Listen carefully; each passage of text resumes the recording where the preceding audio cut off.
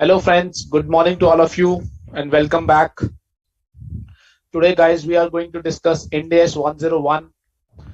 As you guys knows that Ndas 101 deals with the first time adoption of Ndas, right? Very important standard, right? If you're reading all the other 38 accounting standard without reading Ndas 101, your study is incomplete, right? Because Ndas 101, which is a first time adoption standard, provides the guidance how do you transit from the Indian GAAP to Ndas. What are the key adjustment needs to be posted in the financial statement as on the transition date, right? So we have 38 accounting standard which provides how to account for a particular transaction. But in this particular standard, we understand what are the certain exemptions which is given, what are the certain mandatory exception which is given, what is my previous gap, what is first time who is the first time adopter, what is my first in this financial statement. So all those stuff we need to understand in the standard itself. If we are reading all the other standard, if we are having a good knowledge on the other standards, but if we don't understand Ndas 101, then our study remains incomplete, right? Because this is the only standard which provides that whether I need to carry a transaction at cost, whether I need to carry a transaction on a fair value only on the transition date, right? Second point is this standard is only applicable on the transition date, right? So we have said in the earlier classes we have said there are two phases: phase 1, phase 2. Phase 1 31st March 2017, transition date 1st April 15. So that means this standard is only applicable on first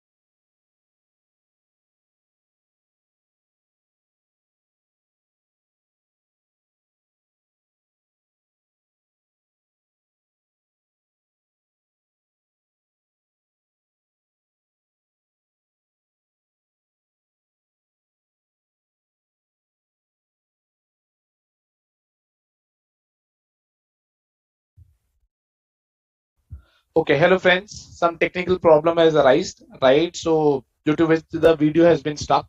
So let me repeat, guys, what we are going to discuss in this particular standard. This is a first time adoption standard, very important standard, right? Because this standard provides the guidance that how to transit from the previous gap to a new gap, right? From the previous gap to a new gap. New gap is Ndas. So that means on the transition date, we need to carry forward our assets and liabilities to a new Ndas, right? Whether we need to carry forward at cost basis, whether we need to carry forward on the fair value basis, whether any exemption has been provided under respective standard. So those are the key nuances of the transition we need to understand from this standard. This standard is only applicable at the time of transition. That means only on the transition date. That means only in respect of preparation of the opening balance sheet. Correct, guys? So what we are going to discuss in this, we will discuss definition.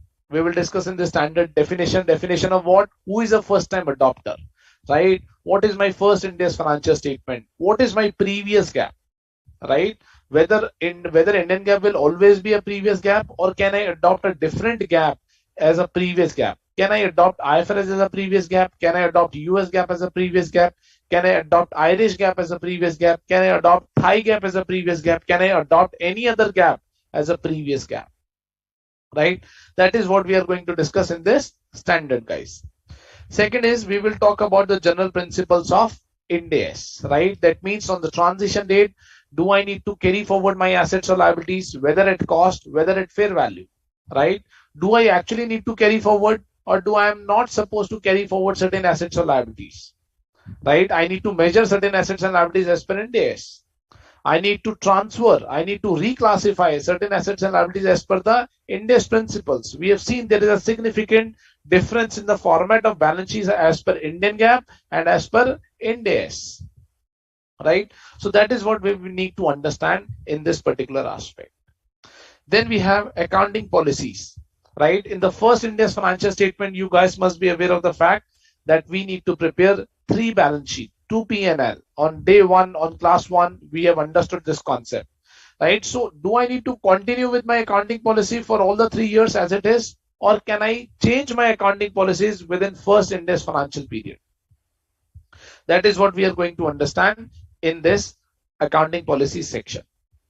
Optional exemption, right? These are the 2 exemption, and the exception has been provided in the standard, which is very, very, very critical, right? Very, very, very critical, guys, right? Optional exemption, that means standard is saying retrospective application, right? So certain exemption has been provided in this particular concept, right? First is this guidance is saying that this is optional. The word has been used as optional. That means it's a choice to the management either to go for the exemption or not. In the second concept, we are saying, or the standard is saying, the word mandatory. Standard is using the word mandatory, right? That means it's not a choice available to the management. The management has to adopt that mandatory exception, right? One is exemption, second one is exception. So we need to read in detail what is optional exemption, what is mandatory exceptions. And then we need to do certain practical case studies on the Ndas, how to transit from Indian GAAP to Ndas, guys. So this is the brief agenda, guys, what we need to read actually under Ndas 101. I hope the background agenda, the concept of the standard must be clear to you, that when we are going to use the standard, very clear, we are only going to use the standard on the transition date. And transition date is very important, because if we don't prepare my opening balance sheet as on the transition date, I cannot move forward and prepare my subsequent balance sheets, right? So let's repeat one small concept, guys. What is my transition date? What is my comparative date? What is my final date? Just to recap that what we have read in the class 1 of Ndas dispatch, right? Okay, so everything starts here with. So if let's say phase 1 company, or I would say 31st March 2022, right? This is 31st March 2021, and this is 1st April 2020, right? So net worth as on this date, net worth has crossed 250 crores, and the company has reached a net worth of 260 crores as on that date, right? Here the net worth is, let's say, 150 crores, correct? So since the net worth has crossed on this date, Ndas becomes mandatory. Ndas becomes mandatory in this particular period. correct? So company has to adopt Ind AS in this particular period. That means this period will be the first Ind AS financial statement which the company is supposed to be provided. Jay is asking, exception is equal to exemption? Not really. Not really, Jay. Right? You will able to understand the meaning of these two words when we will discuss these things in detail. Right? So please hold on your queries on this particular aspect, because once you understand these concepts in detail, then you are able to understand what is the meaning of word exemption and exception. Okay? Okay, let's come back.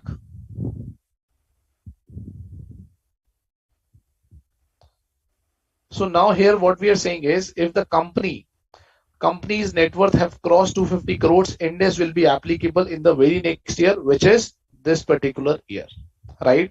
So company must have reported under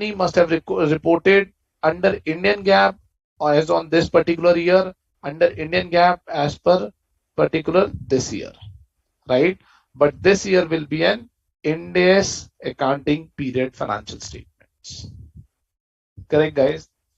Now, in this particular case, what we have discussed in class 1, that first Ind AS needs to be prepared not only for March 22 but also for 31st March 21.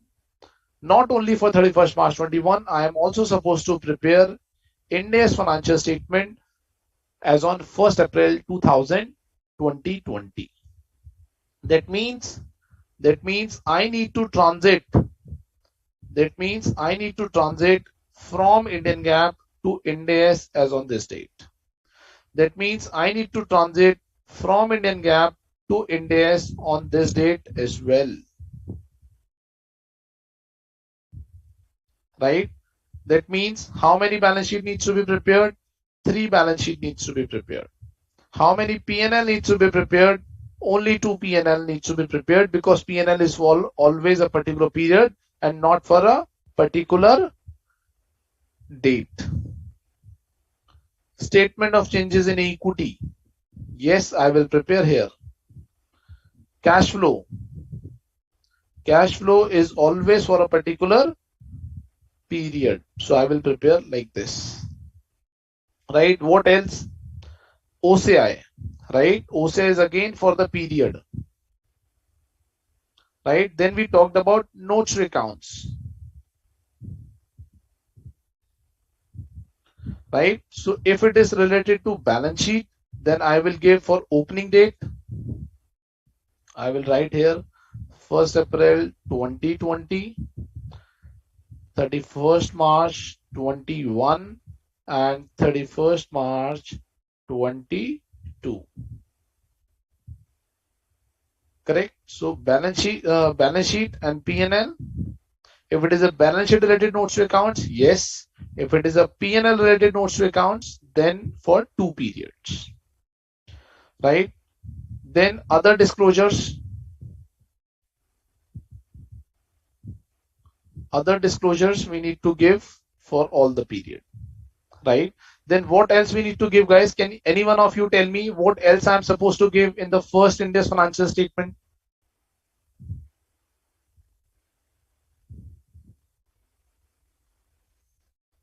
What else I am supposed to give, guys?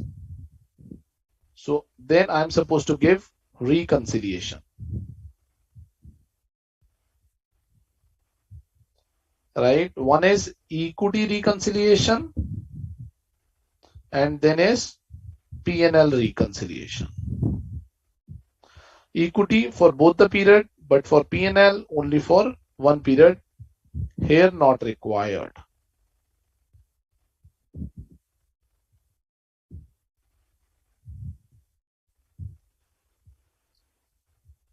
Correct, guys. Then what else we need to give? We need to give accounting policy. We need to give accounting policy, right? This is what, guys, the entire overflow, the entire view, the entire gist of first Ind AS financial statement which any company is supposed to do when they are going for the first time adoption of Ind AS, right? This period, this period is called transition date. Which date? Transition date, right? This period is called comparative date, right? And this period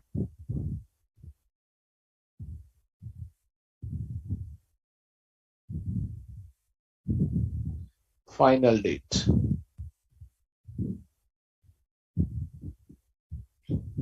right guys? So what I'm trying to say, this particular standard is only applicable on transition date, right? So what I'm just trying to say, Ind AS 101,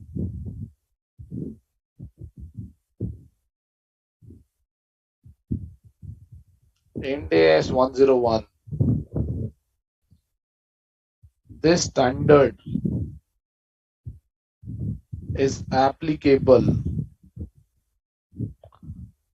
only on transition date.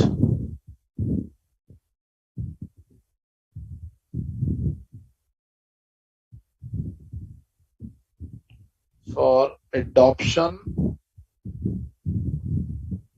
of Ind AS. Correct, guys? Now, what is the heading of the standard? If you look, guys, the heading of the standard is first time adopter, first time adoption of Ind AS.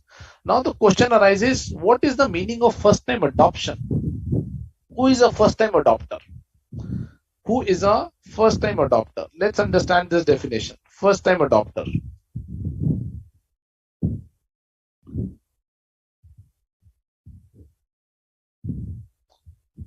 First time adopter. Who is a first time adopter? FTA.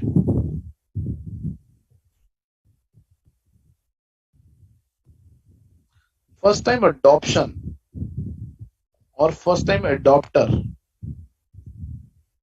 is an entity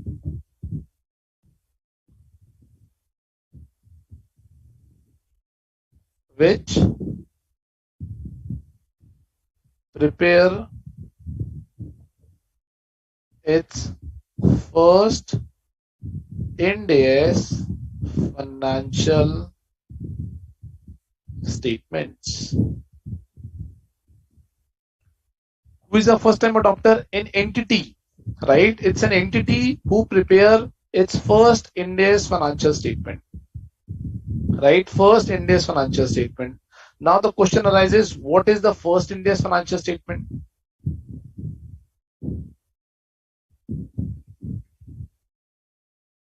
What is first Ind AS financial statements?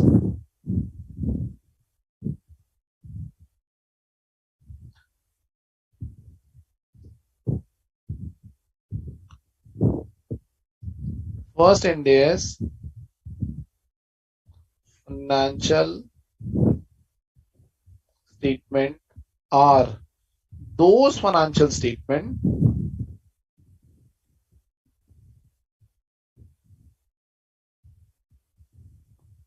in which an entity adopts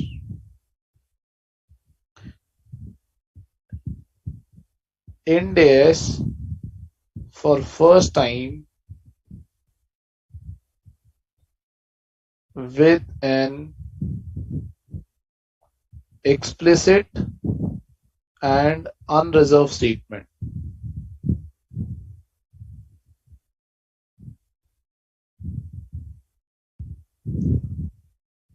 Correct? What is first Ind AS financial statement? First Ind AS financial statement, guys, are those financial statements. Just give me a moment. Are those financial statements in which an entity adopts Ind AS for the first time with an explicit and the unreserved statement. with an explicit and unreserved statement. Right? Okay, let's write. I will explain what is explicit and unreserved. If an entity complies all Ndas but does not mention explicit and unreserved statements of compliance in its financial statement. Guys, please let me know if you have any doubt. Right? I'm happy to take your doubts. It's financial statement, then such financial statements are not considered in compliance of Ndas. Right? I will explain later. See point. If an entity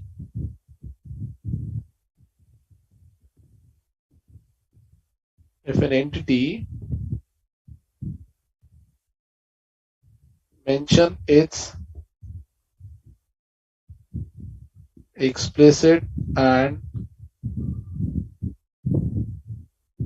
unreserved statement of compliance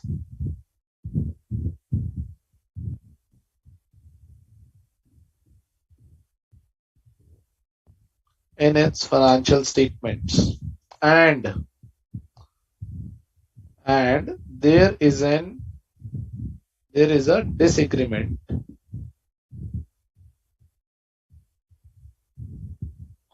with auditor, right? Auditor said disagreement, but for what? With or auditor in respect of any accounting standard application.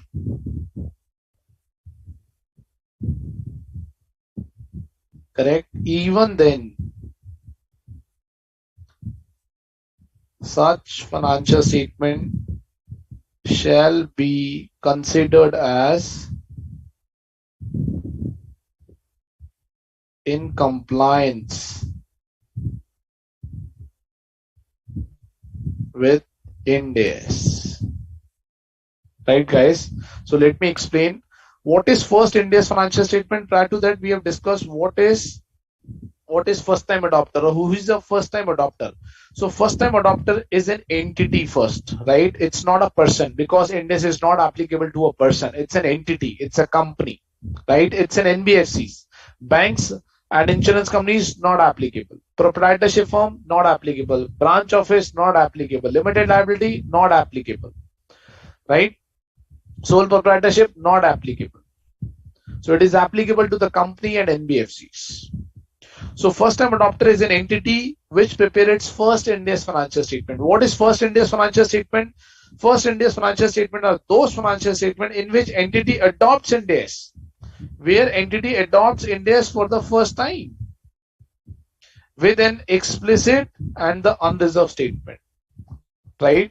What is an explicit and unreserved statement? It means that there is no reservation in the application of accounting standard. Company has applied all the 39 accounting standard in the preparation of the financial statements, right? That is what the meaning of the explicit and the unreserved statement. So if the entity complies all the Ndas but it does not mention explicit and the unreserved statement, so that means company is supposed to mention in its financial statement that we have complied all the accounting standard and there should not be any reservation on that, right? But if the company applies all the accounting standard and it does not mention, only the simple language that we comply all the accounting standard, then In that case, such financial statement shall not be considered in compliance with Ndas. That means what we are saying, अगर company ने अपने accounts में सारे standards apply करे हैं, correctly apply करे या incorrectly apply करे, बट करेक्ट लगाए हैं, सारे स्टैंडर्ड्स लगाए हैं, but they have not return that these accounts, these financial statements are in compliance with Ndas, then those financial statements shall not be considered as in compliance with Ndas. Correct, guys? Let's read the third point. If an entity mentions its explicit and the unreserved statement of compliance. Now in the third scenario, we are saying company mention that this financial statement complies with all the standard and there is no reservation. In that case, and there is a disagreement with the auditor. Disagreement on what? Auditor is saying you have applied these principles incorrectly, right? I am not agreeing with this view. Even in that case, such financial statement shall be considered as in compliance with Ndas, irrespective of the matter whether the auditor gives qualification in its audit report or not. Those financial statements shall be considered as in compliance with the Ndas. Are we guys clear what is the meaning of first Ndas financial statement? Quickly, guys.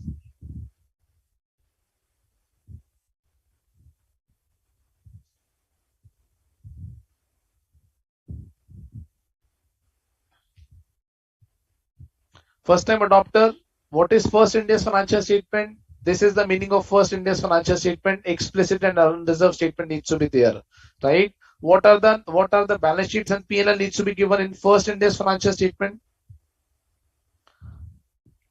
right? So this will be a first Ndas financial statements, right? Where we need to give balance sheet, where we need to give P&L, SOCI, cash flow, OCI, notes to accounts of balance sheet and P&L. Other disclosures, reconciliation, accounting policies. When all these things are given in the financial statement in compliance with all the accounting standard, then we will say these financial statements are in compliance with all the accounting standard and therefore it will be termed as first Ndas financial statement.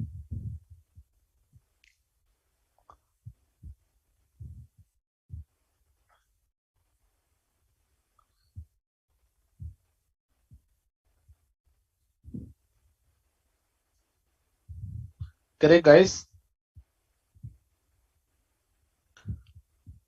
Okay, Jay Srivastav is asking, newly incorporated company a first time adopter? Newly incorporated company, it's not a first time adopter. Newly incorporated company will be preparing the financial statement for the first time, right? Ndas 101 is not applicable to that company because that company will record a transaction on a fair value basis, right? Here we are talking about while moving from the previous gap to a new gap, right? In the first Ndas financial statement, I need to present 3 financial statements. That means in existing companies who were following the Indian gap, right? There is no use of exemption. There is no use of mandatory exception. The company has to apply all the accounting principles of the other standard. I hope this is clear to you, Jay. Right? Next point is, what is my previous gap? Can any one of you guys explain what is previous gap?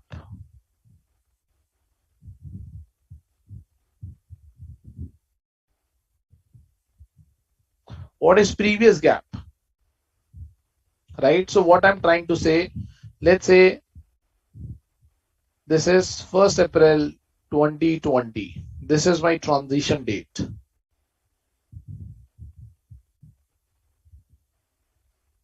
Right? So till this period,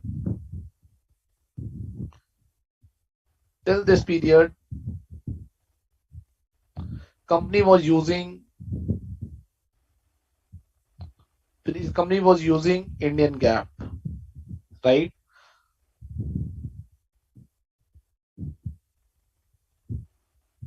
Right?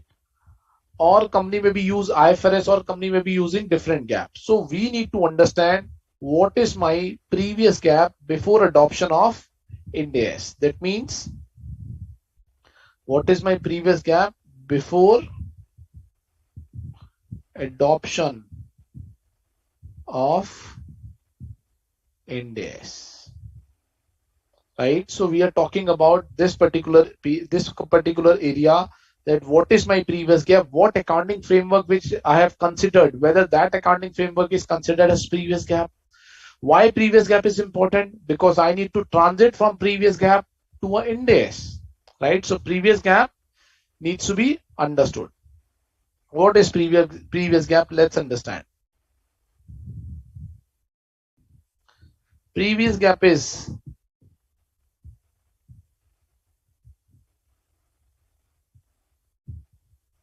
the basis of accounting.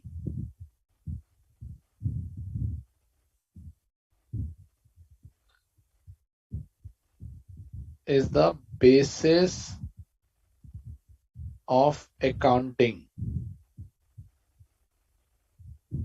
used by the entity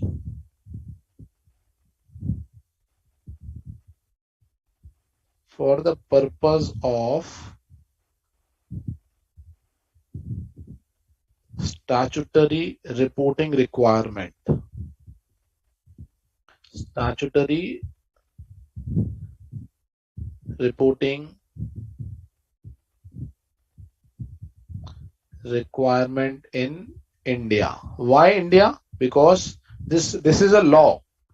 This is a law. Ndas is a law. Ndas is a part of Companies Act. Companies Act is a law which is governed by Ministry of Corporate Affairs, right? So this law is only applicable to a company which is incorporated in India, right? B point.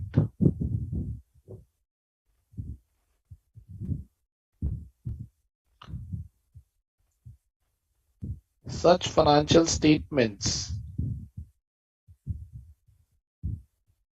must have been prepared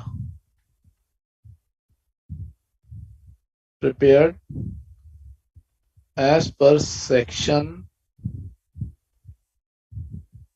133 of Companies Act. Companies Act 2013 as amended, because Companies Act keeps on amended.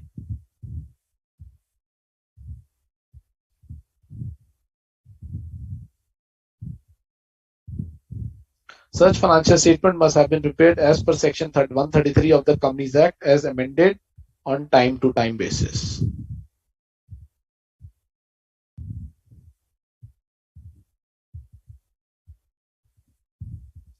Right. Now let's understand what is my previous gap. Previous gap is the basis of accounting used by the entity for the purpose of the statutory reporting requirement in India. Statutory reporting requirement in India. Right. What is the statute? What is the statute? Who is the statute in India? Ministry of Corporate Affairs. Ministry of Corporate Affairs. Right. So if a company has adopted, or if a company is preparing its financial statement as per the Ministry of Corporate Affairs guidelines, that financial statement will be considered as previous gap. And what is the guidelines? That guidelines is written under section 133 of Companies Act. What is section 133? Section 133 says MCA, Ministry of Corporate Affairs, has the power to issue accounting standards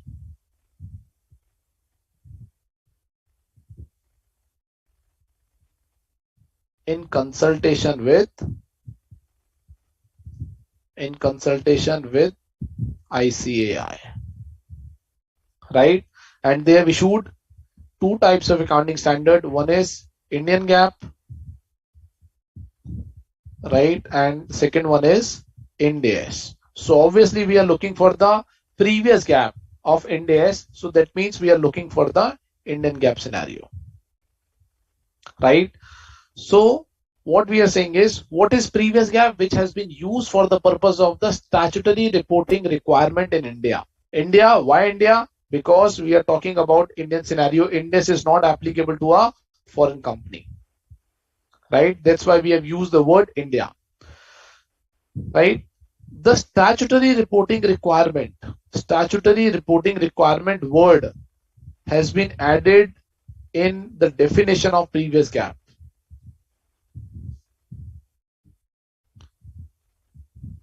Statutory reporting requirement.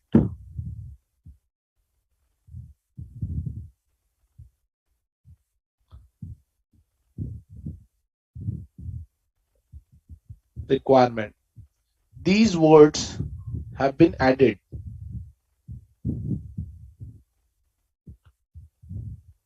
These words have been added in the definition. What is the meaning of added? Definition is definition. What is the meaning of word added? The word added means we have carried forward IFRS in India. So if we look at the definition of the previous gap under IFRS, the word statutory reporting requirement in India is not available, right? So that means, first of all, this is a carve out. This is a carve out from IFRS. These words are the carve out from IFRS, right? So what generally IFRS means? That means what is the previous gap as per IFRS? So we say that any gap which has been adopted by a entity for the purpose of reporting in that country is a previous gap, right?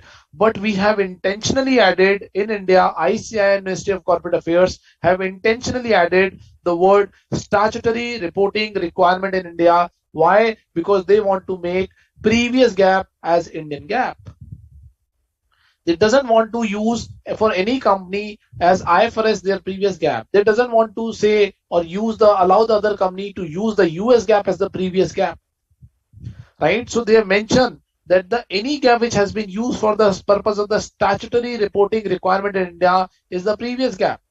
And what is the statute? Who is the statute? Ministry of Corporate Affairs. And that means that financial statement must have been prepared as per the section 133 of the Companies Act, right? And what section 133 says? That the ministry has the power to issue the accounting standard in consultation with ICI, and those are Indian gap. So previous gap is a Indian gap. I hope guys, are we clear? I hope guys, are we clear with what is the definition of previous gap, who is the first time adopter, and what is my first India's financial statement? I give you one more insights on this to you guys, right? I give you one example, instance, practical scenario,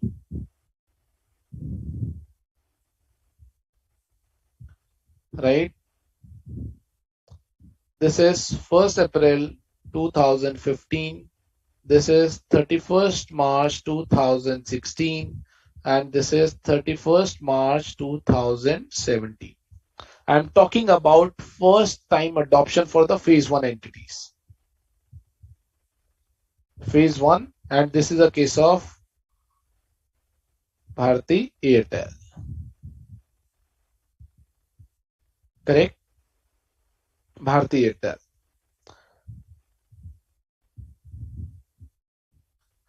So Bharti Airtel, what they have done in 2010, SEBI issued a circular. SEBI issued a circular.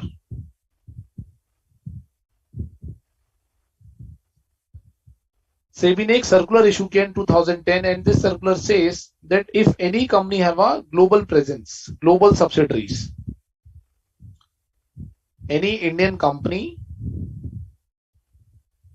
has multiple subsidiaries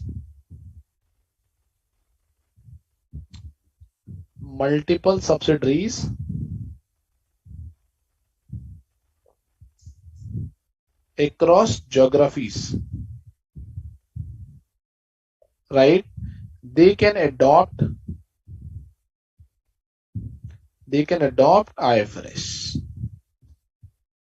right, in its consolidated financial statements, right, consolidated financial statements, right. So what they have done, so for the purpose of the SEBI reporting, Bharti Airtel has adopted Bharti Airtel. Bharti adopted IFRS in its CFS, right? Now what has happened when they have adopted CFS as IFRS? So that means from this period till this period, in fact, they were presenting IFRS or CFS as per IFRS. They were presenting CFS as per IFRS. Correct? And now since the net worth as on this particular date has crossed more than 500 crores and it's a listed companies, so Ndas was applicable in this period, right? Because Bharti has a very good net worth, so the net worth must have crossed more than 500 crores, so Ndas is applicable in the year 2016 and 17. Now the question arises at that point in time whether Bharti Airtel should transit from IFRS to Ndas or Bharti Airtel should transit from Indian GAAP to IFRS, right? Now this definition has been read again at that point in time by Bharti in a very detailed manner, right? Because it's a first time implementation in India. We were guys not aware of the fact what are the key nuances of the standard because entire India was applying the Ndas for the first time. Then we have read this definition again. Then we said, what is previous gap? Previous gap means it's a basis of accounting used by the entity for the purpose of the statutory reporting requirement in India. We have read only this one paragraph. Now we have said that is a statutory reporting requirement. So Bharti Airtel said that we are preparing the financial statement under IFRS as per the SEBI principle. SEBI is the statute. SEBI is the statute. Then the question arises at that point in time, is SEBI is a statute or SEBI is a regulator? Then we said absolutely correct. SEBI is not a statute. SEBI is a regulator, right? Stock market regulator, right? Then we have read again the next paragraph and we said what is the meaning of statutory reporting requirement? So we have said the financial statement which has been prepared as per section 133 of the Companies Act. And what is section 133? Section 133 says that the financial statement has to be prepared only as per the accounting standards notified by MCA in accordance with ICAI. Whether IFRS has been issued by MCA in consultation with ICAI? No. IFRS was never been issued in India, right? So what is left? Only Indian GAAP, which has been adopted as per the section 133, which has been the financial statement which has been prepared as per the Indian GAAP as per section 133 of the Companies Act. Whether IFRS adopted by Bharti Airtel in that particular period was as per section 133 of Companies Act? No. Not as per section 133 of Companies Act. So what happened, guys? Bharti Airtel prepared Indian GAAP consolidated financial statement for 31st March 2016 and 31st March 2015 only to transit from Indian GAAP to Ndas, right? This was the period for which they have never prepared consolidated financial statement as Indian GAAP. So this was the first time they prepared Indian GAAP CFS, right? Why they prepared Indian GAAP CFS? Only to transit from Indian GAAP to Ndas. Why transit? Because transition can only happen in India only from the Indian GAAP and no other GAAP. I hope the meaning of word statutory reporting requirement must be clear to you guys. It has a very deep understanding. What is the key implication? I have tried to explain by the case study of Bharti Airtel. Right? At that point in time, I was involved in all these transition of Bharti from Indian GAAP to India. That's why I know what are the key impacts of these words on the transition. One person is saying, Jay is saying, sir, is it a carve in or carve out? So maybe a carve in, you may write. We have added these words. Generally in the language, we use it carve out because the standard has used the word carve out. Difference carve out generally means difference between IFRS and India, simple. Right? But in a technical sense, Jay, you are correct. It should be carve in. I hope, guys, the meaning of statutory reporting requirement must be clear to you. Yes or no? You can download. If you want to see practically, it's a listed company. You can download the financial statement under IFRS of 16 and 15 from Bharti Airtel site, guys.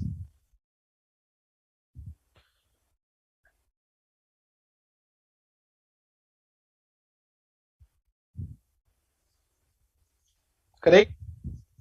Okay, let's move on. Let's do a couple of questions, guys. Couple of questions, very simple and basics. Illustration 1, page number 6.4. X Limited is required to adopt Ndas from 1st April 2001. Right? Let's say this is 1st April 01 with a comparative of 1 year. With a comparative of 1 year, that means 001. 31st March 2000, and that means this will be 1st April 1999. Right? So what will be the date of transition? Very simple. This will be the date of transition. That means opening of comparative period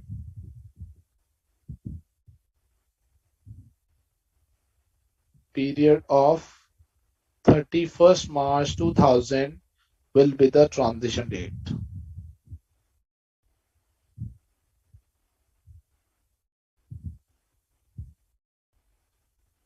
Will be the transition date.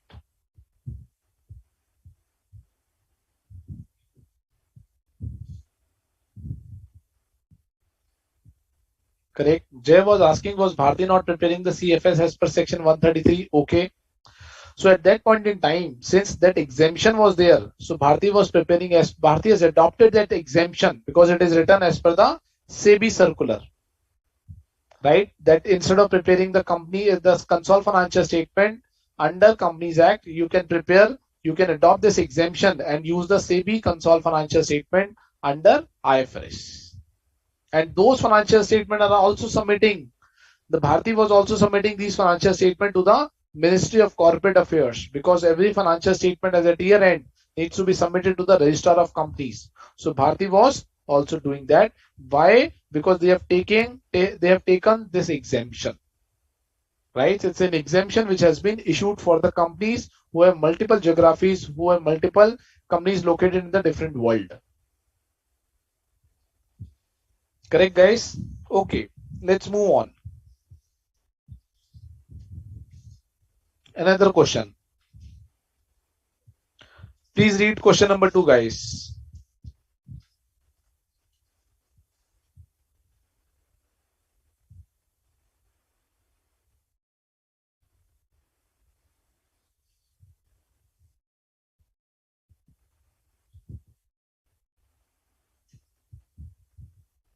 Question number 2, page number, let me see the page number,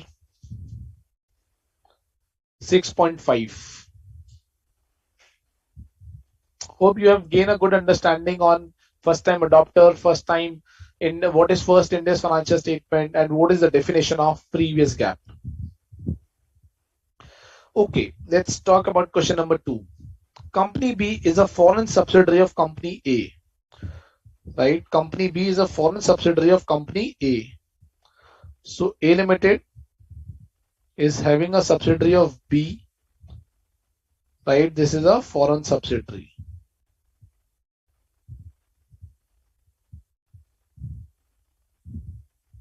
Correct? And has adopted IFRS issued by the ISB. So this company has adopted IFRS. This company is following IFRS. Okay. As its primary GAAP for its local financial reporting purpose. Company B prepare its financial statement as per the accounting standards specified under section 133 of the Companies Act. So this company is also preparing its financial statement as per section 133, right, for the purpose of the consolidation. So that means this company, this is a primary GAAP.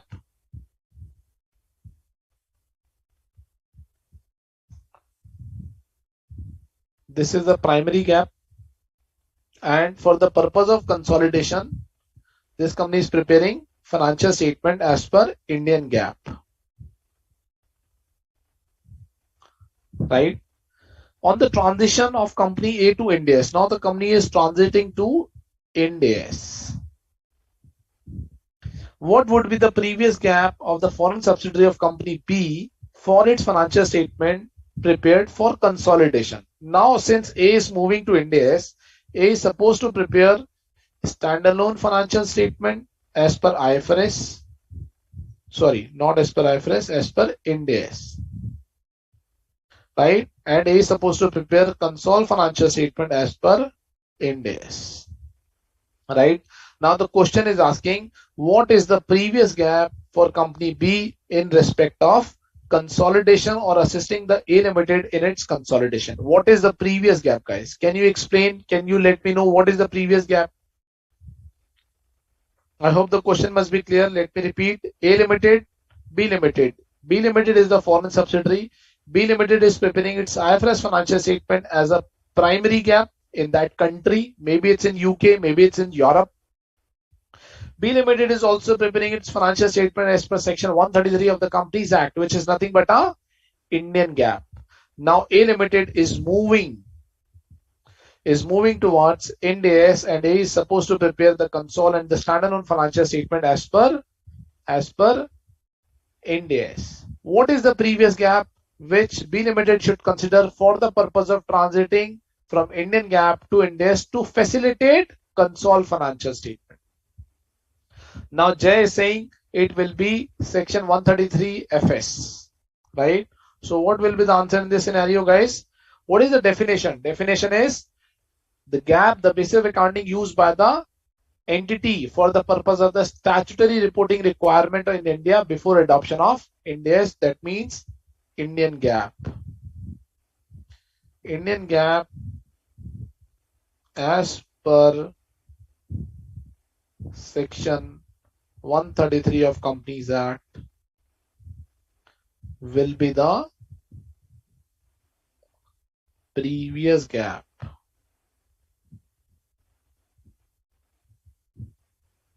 Right? That will be the previous GAAP. Let me go and show you. So this was the question, guys. So what we are saying, accordingly, the previous GAAP of the foreign subsidiary for the purpose of console under Ndas with the parent would be the accounting standard specified under section 133 of Companies Act. Read with this rule, correct? And not as per IFRS issued by the ISB. So what is previous GAAP? Previous GAAP will be the Indian GAAP. Always previous GAAP will be the Indian GAAP. Are we clear, guys?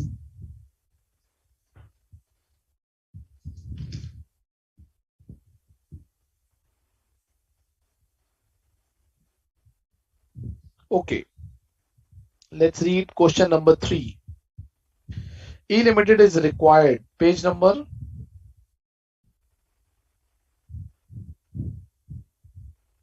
Question number 3, page number 6.6. E Limited is required to first time adopt Ind AS from 1st April 2001, right? So 1st April 2001 and E Limited, correct? The management of E Limited has prepared its financial statement in accordance with Ind AS, and an explicit and unreserved statement of compliance of Ind AS has been given by the management. So a first Ind AS financial statement, right, contains unreserved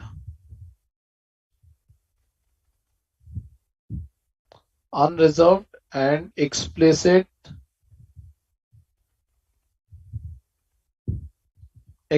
statement of compliance.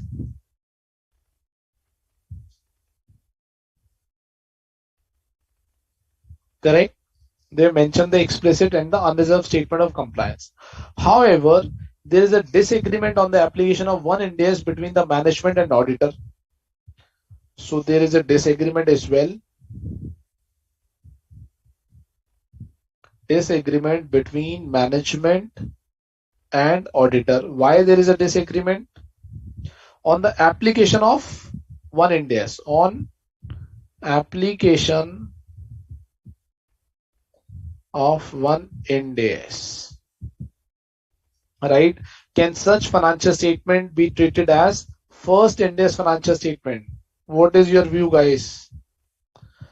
Company has given the explicit and the unreserved statement in the financial statement, right? But there is a disagreement between the auditor and the management. So what is your view? Whether this financial statement will be considered as first Ind AS financial statement, yes or no? Quickly.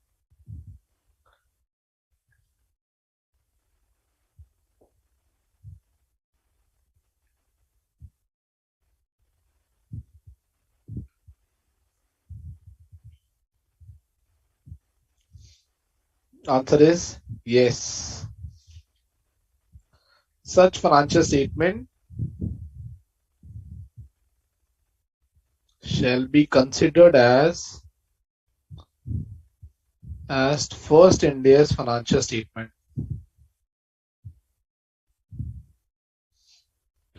Correct? Right? But do we need to write only one line? No.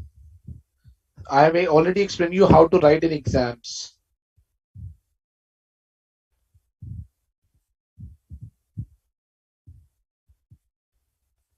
First, background of transaction, right? Technical analysis.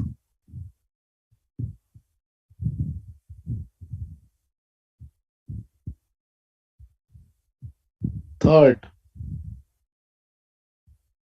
or technical guidance, right? Then we need to say it is our analysis or assessment. And fourth is conclusion.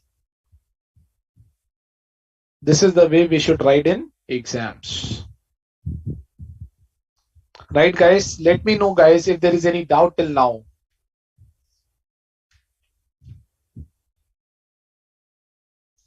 Any doubt? Let me know if there is any doubt.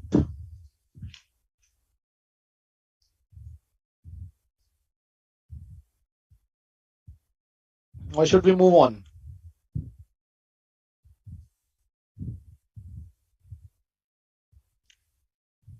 Are we clear, guys?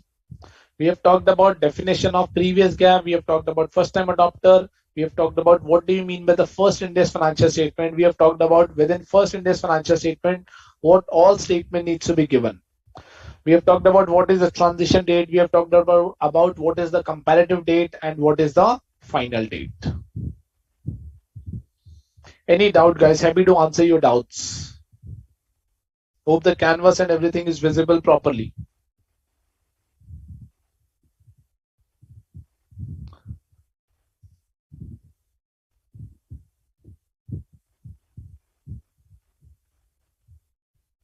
Should we move on, guys? At least say yes or no. I'm only getting the questions from Jay. What about others?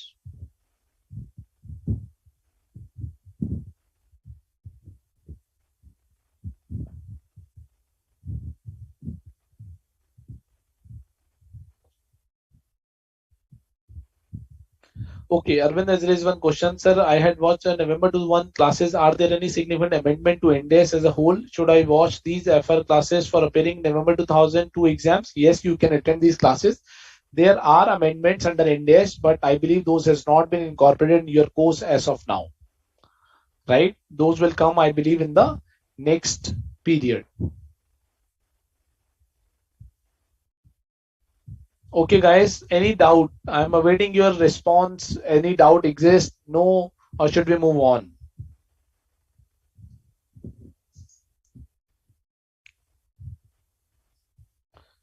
Jay saying disagreement with the application would lead to a qualifying audit report. Yes, it may or may not, right? But if the company has given the explicit and the unreserved statement, then it will be in compliance with Ndas. Okay, guys, let's move on. Accounting policies. Concept is accounting policies.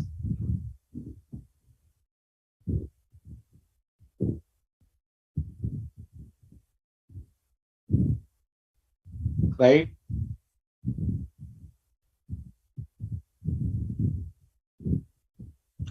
Accounting policies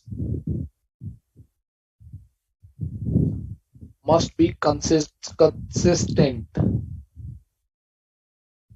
in across all periods in first India's financial statements. Right? What is the meaning of this?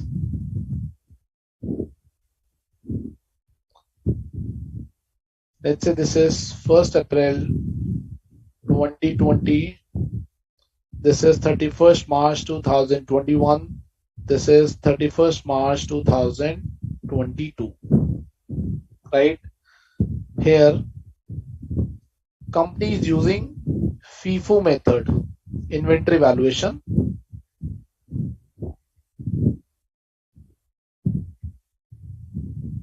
Inventory valuation, FIFO method.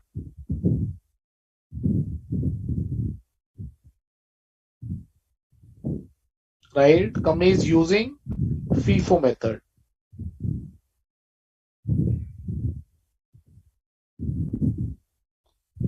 And here the company is using weighted average method.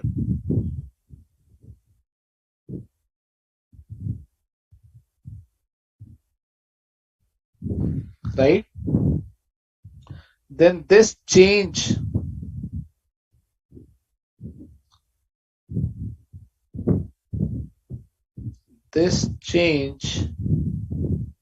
in first Ndas financial statement is not allowed. Right? This change is not allowed.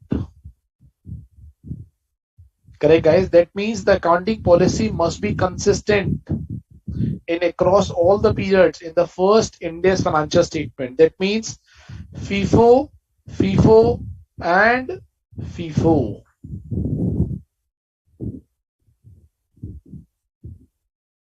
If it would have been a weighted average, then weighted average in all the three accounting periods. That is the meaning of consistent in across all the periods in first Ndas financial statements. Right? Okay, let's take another example. Example 2. This is example 1. Let's say this is 1st April 2020. This is 31st March 2021. This is 31st March 2022. This is depreciation policy. company is using SLM method, company is using SLM method, and company is using WDV method, right? Whether this change from SLM to WDV, whether this is allowed, yes or no guys, whether it is allowed?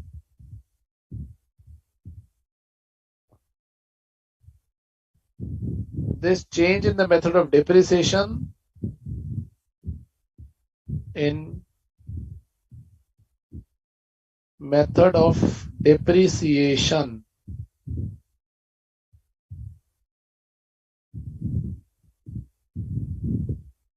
is allowed as change in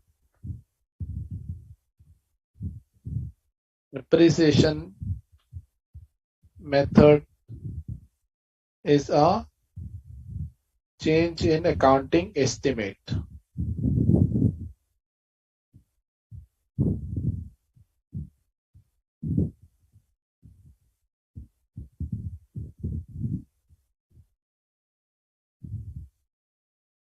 And not a policy change, and not a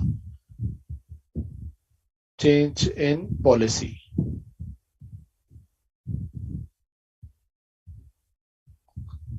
Right? So this is allowed.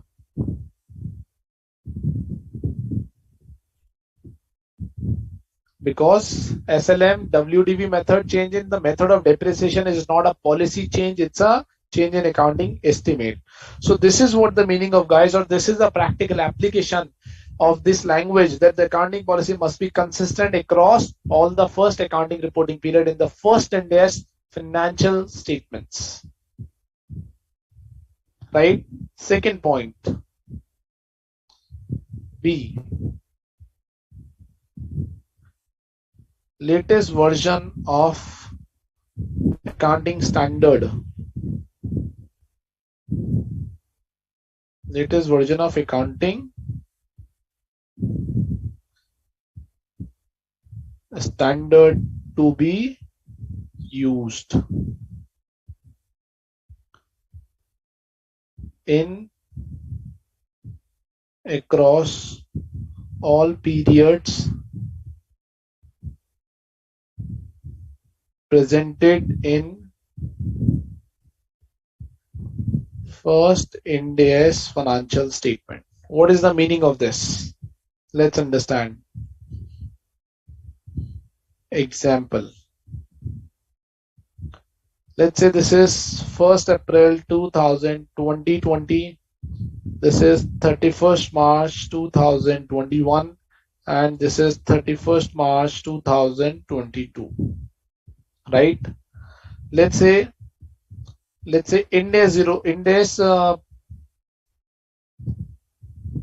16, for example, right?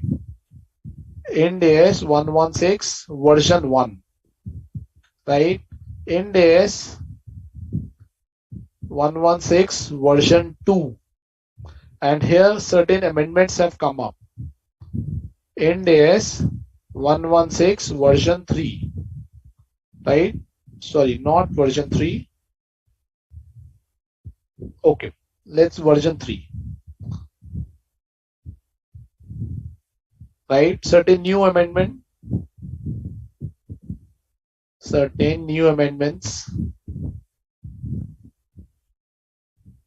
additional amendments.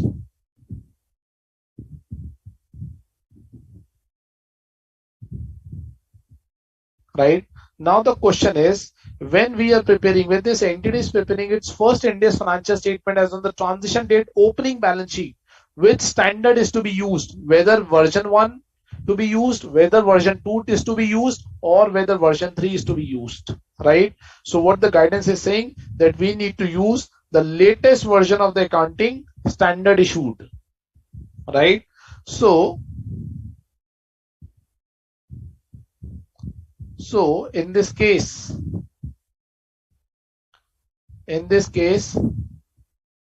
Ndas 116 version 3, that means latest version, is to be used for opening balance sheet, comparative balance sheet, and final balance sheet.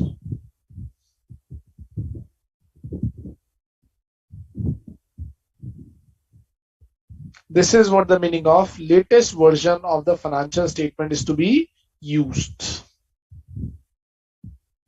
Any doubt, guys? Let me know if there is any doubt here.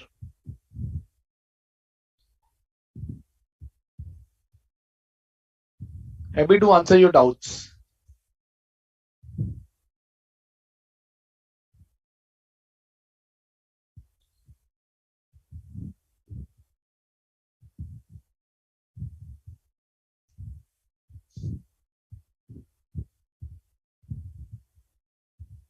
Any doubt, guys? Looking for any doubts?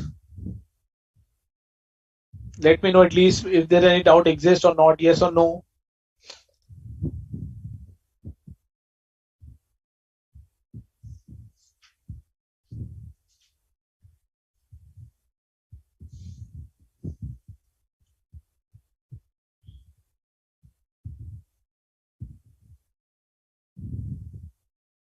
Okay, let's move on to new concept.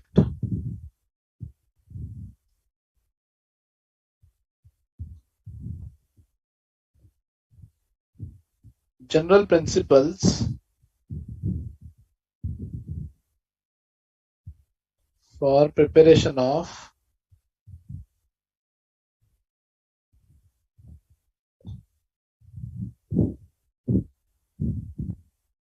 financial statements.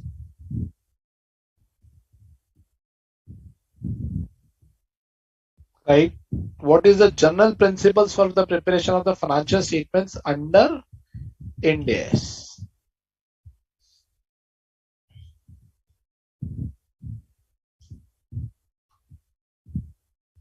First is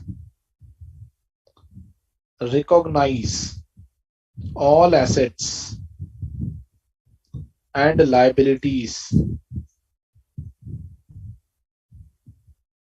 as per Ndas. Right? All assets and liabilities as per Ndas. Right? That means all assets and liabilities in the financial statement needs to be recognized as per Ndas. For example, there may be a scenario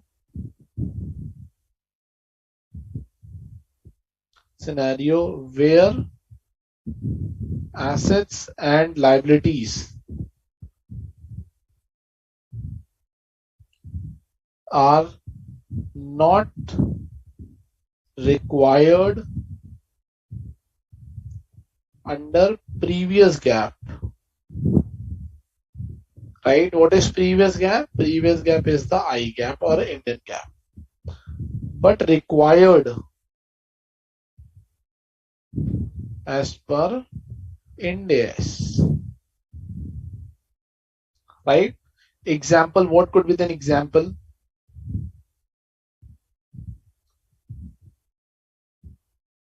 Some of examples.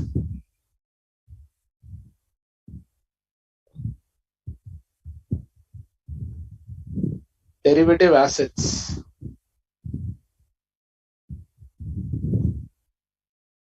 Derivative liabilities. Intangible assets.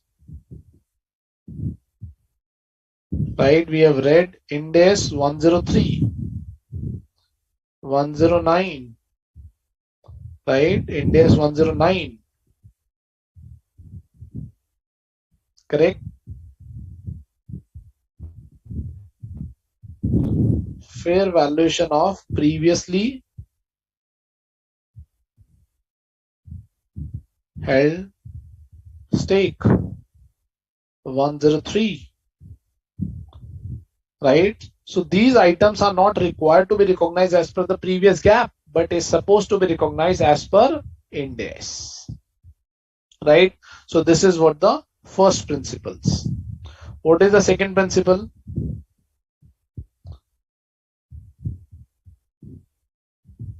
De-recognize all assets and liabilities which are not required under Ndas. Which are not required under Ndas. De-recognize all assets and liabilities which are not required under Ndas. Right?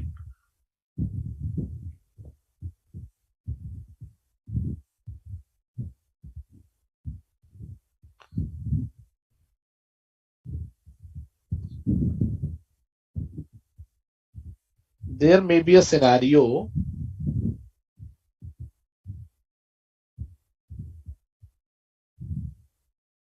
where assets and liabilities are recognized under Indian GAAP but is not required under Ndas. It may be possible. For example, what can be the example? I would say this is the scenario.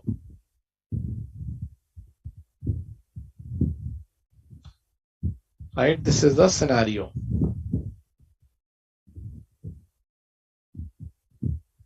Example.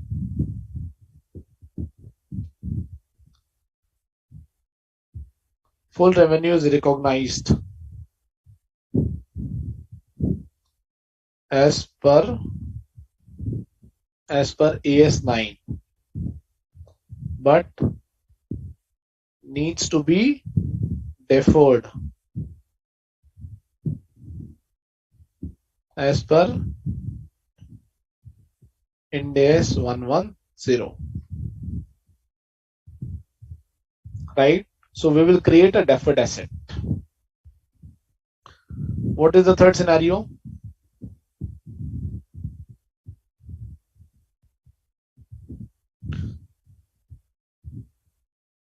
Reclassify all items, assets, liabilities as per Ndas. For example, security deposit to be recognized under financial asset. Correct, guys? Trade payable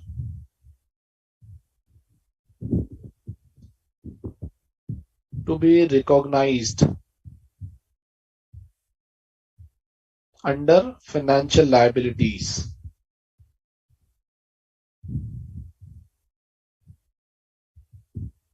Correct? So that means we need to reclassify my all assets and liabilities in the balance sheet as per Ndas. Right? It is a case of derecognition and it was a case of recognition. Right? What is the fourth principle? Measure all assets and liabilities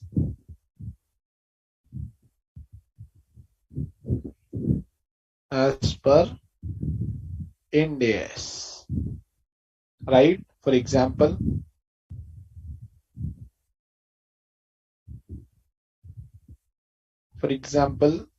financial assets and financial liabilities needs to be recognized at fair value. Right? Security deposits needs to be recognized at amortized cost.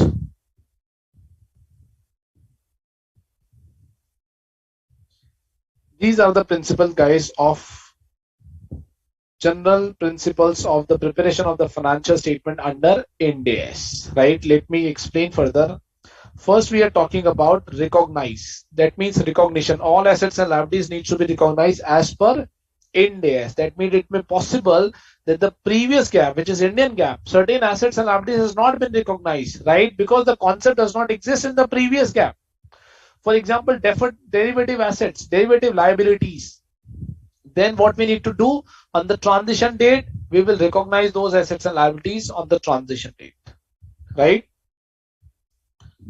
Then second point, de-recognize all assets and liabilities. That means all the assets and liabilities needs to be de-recognized, which is not required to be presented under Ndas. For example, under previous gap, the company has recognized the entire revenue as per AS9 in the P&L, and then the P&L profit has been carried forward to retained earning.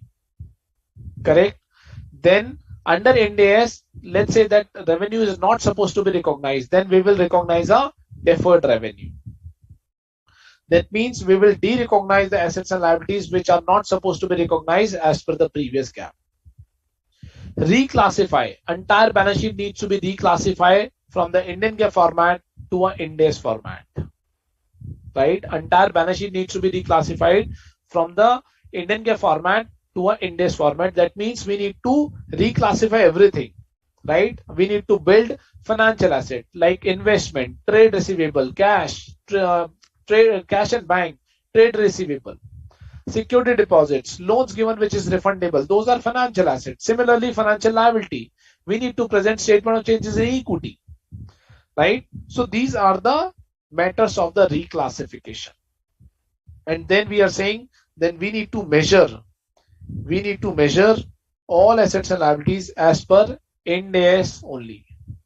All the assets and liabilities needs to be recognized as per Ndas only. That means under Indian GAAP we are carrying at historical cost concept. Under Ndas we are carrying at fair value concept, right? All financial assets and liabilities needs to be recognized at fair value. Derivative assets, fair value. Derivative liabilities, fair value. Trade receivable, fair value. Subsequently amortized cost. Security deposits, fair value. Subsequently amortized cost, right? Property, plant and equipment, we have a fair value option, right? So we need to do, or we need to recognize all the principles, all the assets and liabilities as per the requirement of Ndas, guys. This is what the general principles for the preparation of the financial statements. Any doubt, guys? Any doubt there? I'm getting all the doubts only from Jay, not from any other person. I'm not sure whether they are attending or not. Sairam, are you there? Arvind, are you there? Are you guys attending the session? If yes, is there any doubt? Or should we move on?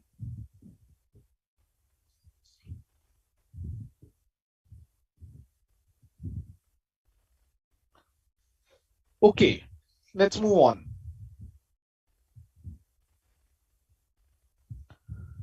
Now let's talk about transition.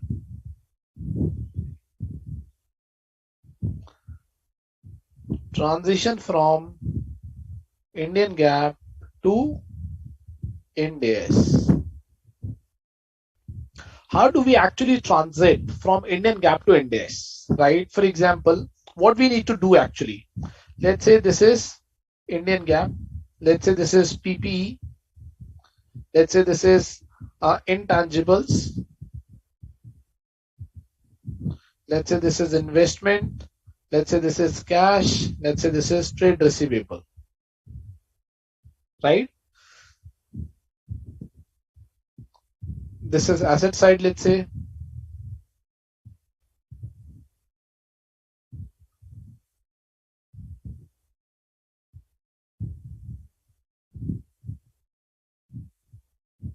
This is liabilities,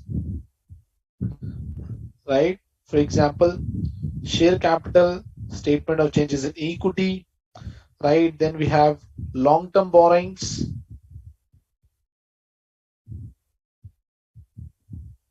right? Then we have trade payable and etc. Let's say this is the only item which is coming here. right?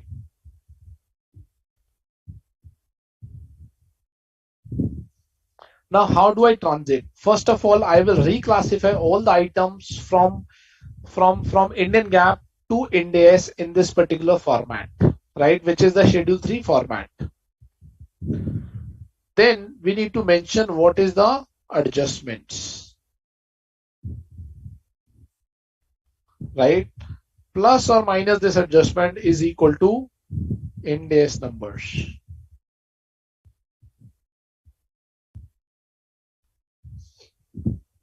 Plus or minus is equal to Ndas numbers. So that means we need to go through all the standards and we need to identify where the gap adjustment exists, and only then we will be able to recognize these gap adjustments.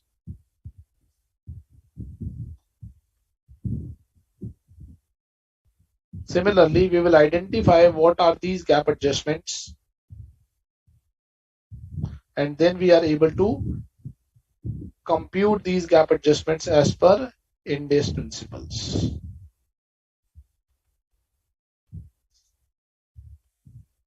Right? So this adjustments needs to be computed based on application of the standards.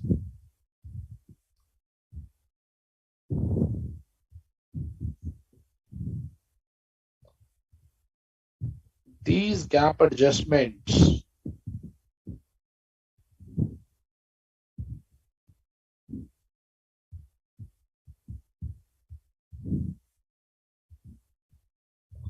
computed as per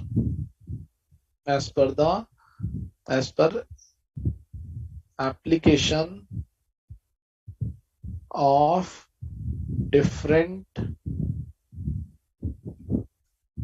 standards, right? This is the way, guys, we prepare. This is the way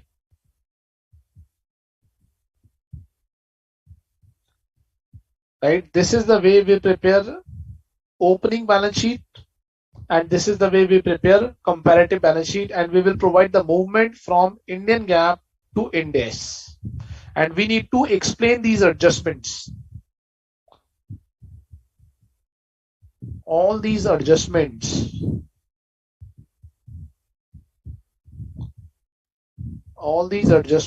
needs to be explained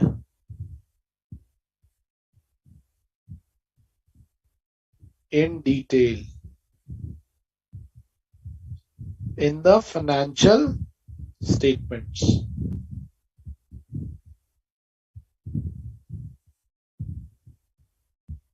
All these adjustments needs to be explained in detail in the financial statements, right?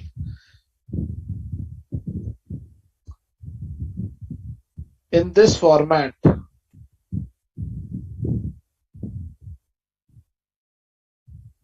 opening balance sheet or equity reconciliation, opening and comparative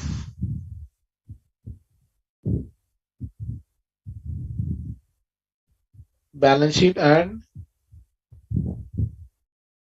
equity reconciliation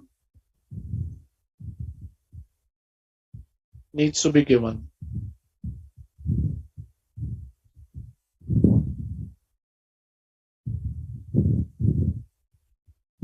In financial statements.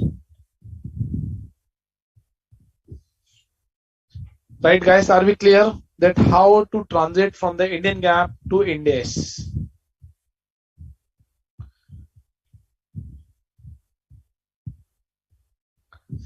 Jay Srivastav is asking, sir, in the previous GAAP derivative was shown as investment. No, there is a concept of forward contracts under AS11, right? Para 36 of AS11, which says that the forward contracts, how to recognize those forward contracts, how to do the accounting of those forward contracts. But here we have the concept of derivative assets and liabilities. Right, guys? Tanush is saying, no doubt, sir. I hope this concept must be clear to you. How to present my Ndas financial statements, opening reconciliation and comparative reconciliation, and how to present. This is a format of balance sheet, and if I need to prepare a format of P&L reconciliation, right? How should I start? This is my Indian GAAP. This is my Ndas numbers, Ndas adjustments, and this Indian GAAP. Correct? For example, this is my revenue, right? I will pass it in adjustments. This will come, right? This will include revenue from operation,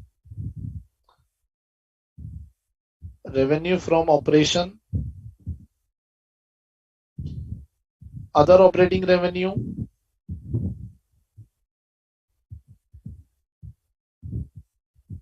other income.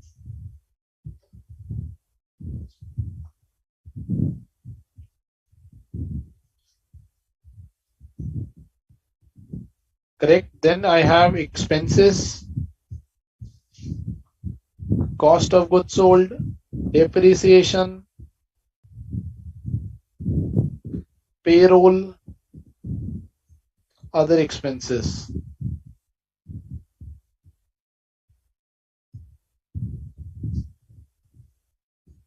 PBT, tax, and PAT.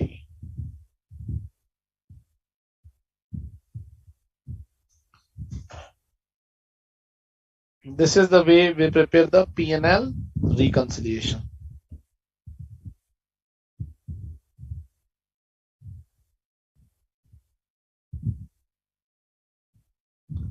Now guys, just because of changing in the adjustment or passing an adjustment, is there any change in tax? Yes, there is a change in tax on account of deferred tax.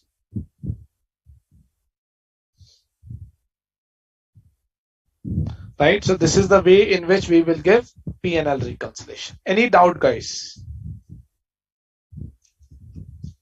Any doubt?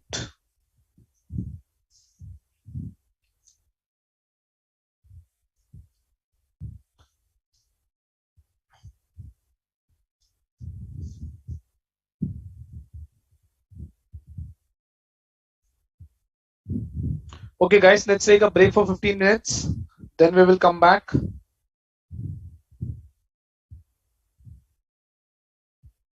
And then we will talk about the exemption and the exceptions. Right?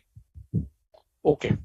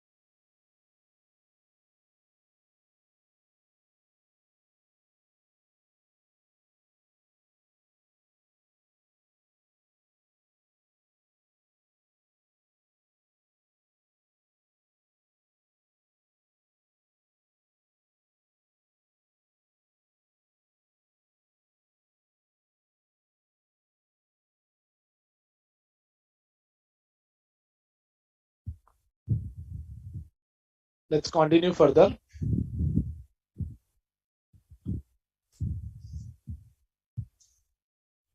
Okay. Now our next topic is optional exemption. We'll discuss mandatory exception subsequently because optional exemption are more critical. So let's understand optional exemption first. Optional exemptions. Right? Certain exemptions has been provided by the standard. Optional means this is a choice to management. This is a choice available to management. Available to management. Guys, please let me know if any person is having any doubt. Happy to answer your doubts. Available to management to adopt any exemption or not. Right? In a nutshell, we can say this is called cherry picking. Right? Management can pick the cherry, or management can leave the cherry.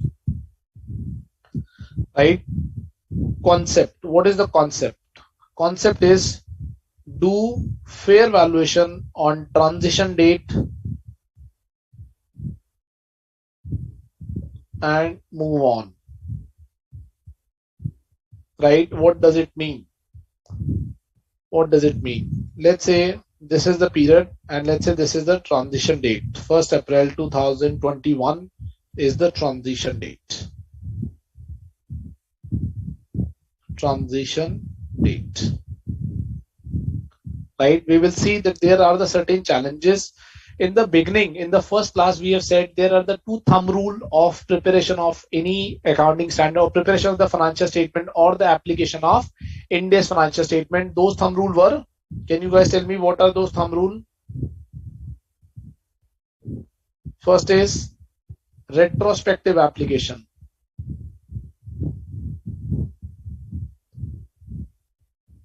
Correct? All standards are applicable retrospectively. All standards are applicable retrospectively, subject to Ndas 101. Second, fair valuation.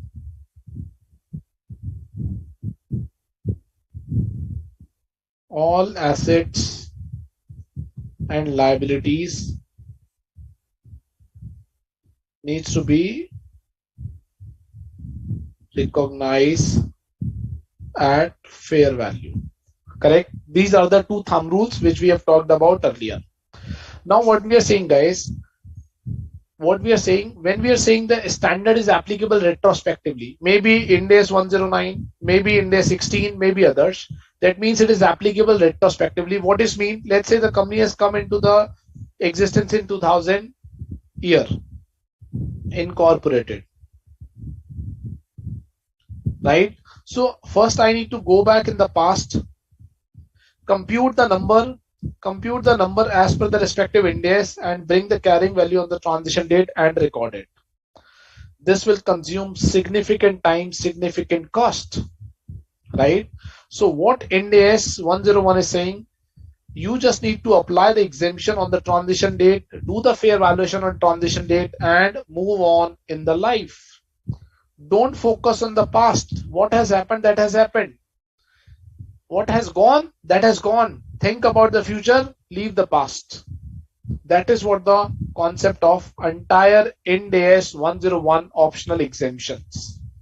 That do the fair valuation on this transition date and move on in your life. Right? So this is the premise, guys. This is the premise basis which we are going to talk about around 20 or 21 optional exemption, and the premise of all those exemptions are dependent on this two premise. One is it is a choice available to the management, and second one is do the fair valuation the transition date and move on in your life. That means that transition date fair value will become a deemed cost for your future. Correct, guys? So this is the basic understanding of optional exemption, and let's move on and discuss each option one by one. Right? So first exemption which is given is business combination exemption. Business combination exemption. And how to understand this exemption? There is a way to understand. How to understand? First we need to understand 103. First we need to understand the respective standard. Only then we can understand what is the challenge if I apply this retrospectively. Right? Then we need to understand what is the exemption available. Right? So Ndas 103, what it says? What it says? Business combination needs to be applied retrospectively. Right? Assets and liabilities acquired to be recognized at fair value. Correct? Purchase consideration at fair value. Correct? Computation of goodwill. Computation of goodwill. Capital reserve. Deferred tax. Right? So these are the key features of Ndas 103. Right? Now guys, let's understand what is the challenge. What is the challenge here? Let's say this is 1st April 2021, which is the transition date. Right? 1st April 2000 year. Right? In this particular year, company has done multiple business combination. Acquired multiple companies, multiple subsidiaries, right, in this particular period. What is this period? This is around, let's say, 21 years. In 21 years, company has done lots of acquisition. Now, Ndas 103 on this particular date, I need to apply. Now, Ndas 103 is saying, go back on the transition date, compute all the numbers, apply 103 retrospectively. That means all the business combination needs to be accounted for as per Ndas 103. What is 103 saying? That applied retrospectively, all the assets and liabilities need to be recognized at fair value. Purchase consideration, fair value. Compute goodwill, compute deferred tax, compute capital reserve. That means for the last 20 years, I need to apply business combination standard, and it may be a big challenge for the big corporates. Think about Reliance, think about Tata, think about Birla, right? So those companies must have done lots of acquisition, and those companies not only came into existence in 2000 year, they came into existence way back. So if that would have been the case, that I need to apply Ndas 103 retrospectively, then these guys need to leave their business and they just apply Ndas 103 retrospectively. Right? It will involve significant time. It will involve significant cost. Therefore, Ndas 101 came into the picture. Ndas 101 came into the picture, and certain exemptions have been provided under Ndas 101. So this is the reason what exemption has come up under 101. So what is the exemption? Exemption of business combination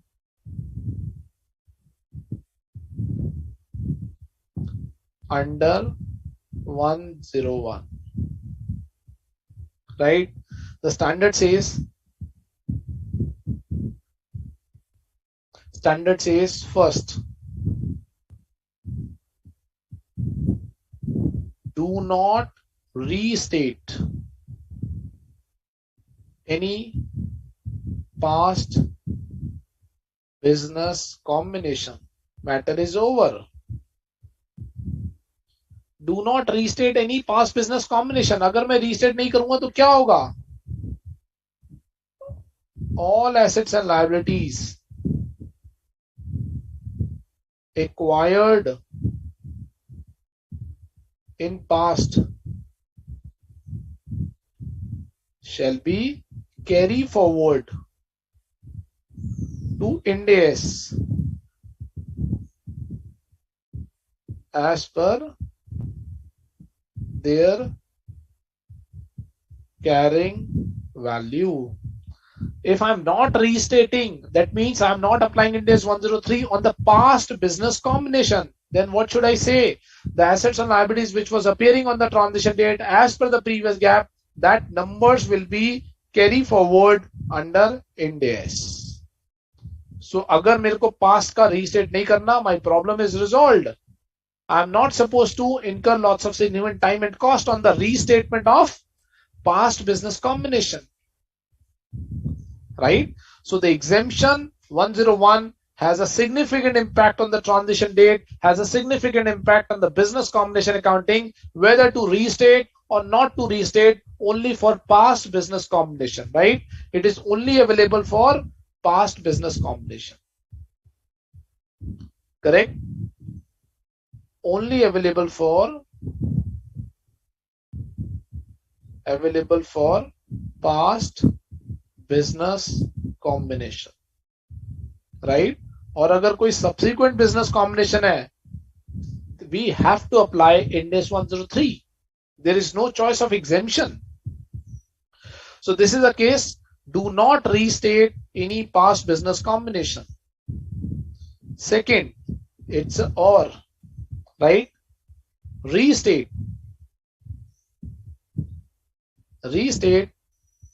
past business combination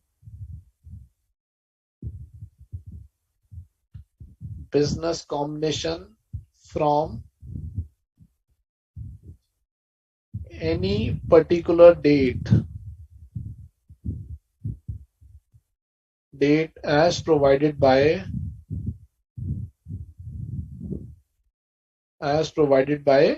or as decided by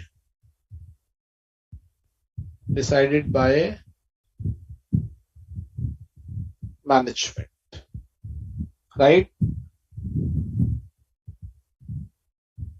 What does it mean? Management has a choice to decide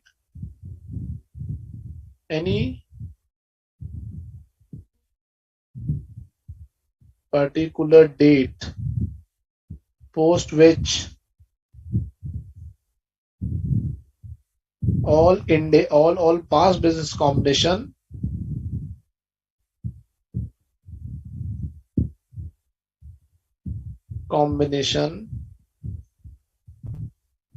needs to be restated. All past business combination needs to be restated.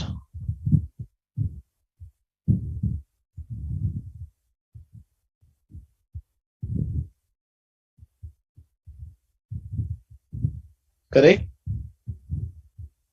Second, only available for past business combination. Remember guys, all these exemptions are available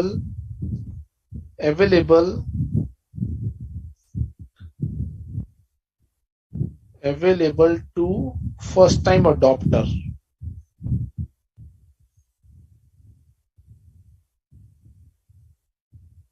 Right? These optional exemptions are available to a first time adopter.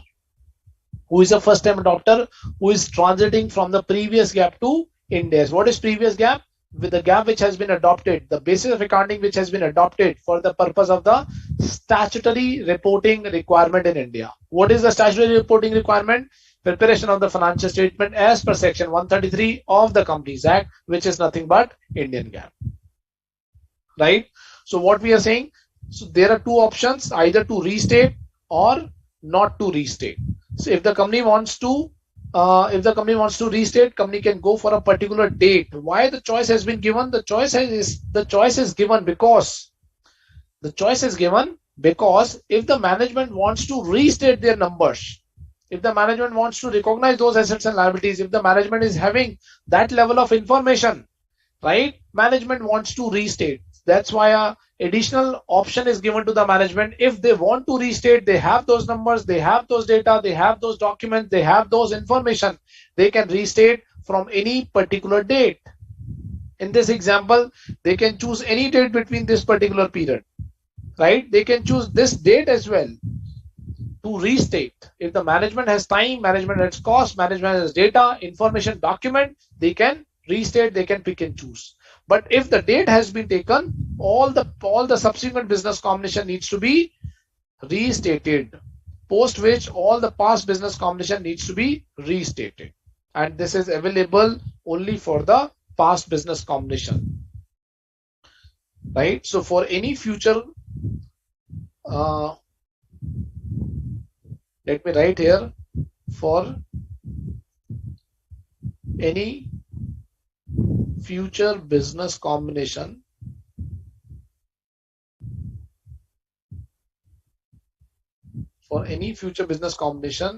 Ind AS 103 needs to be applied. Correct, guys?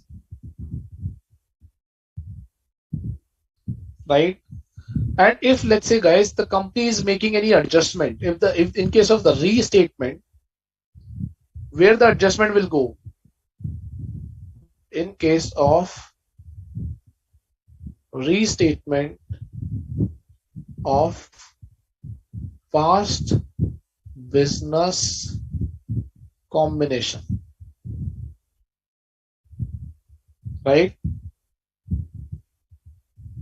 Adjustment will be recognized. Adjustment will be recognized in retained earning. Correct?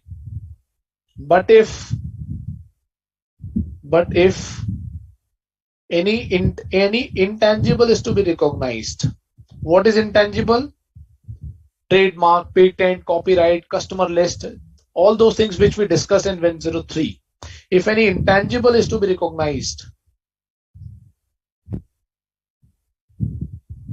adjustment shall be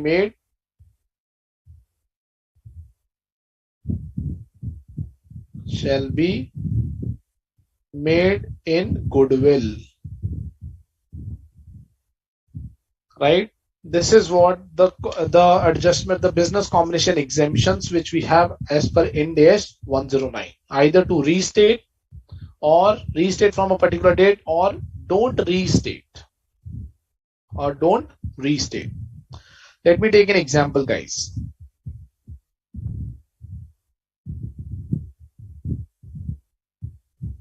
Right? Let's take an example of the group. This is the holding company. This is subsidiary 1, subsidiary 2, subsidiary 3. Right? Subsidiary 1 wants to restate past business combination as per 101. Do not want to restate as per 101, and S3 company wants to apply 103 retrospectively, right?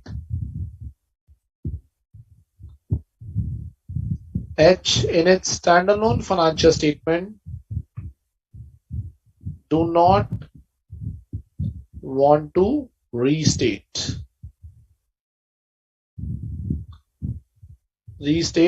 past business combination.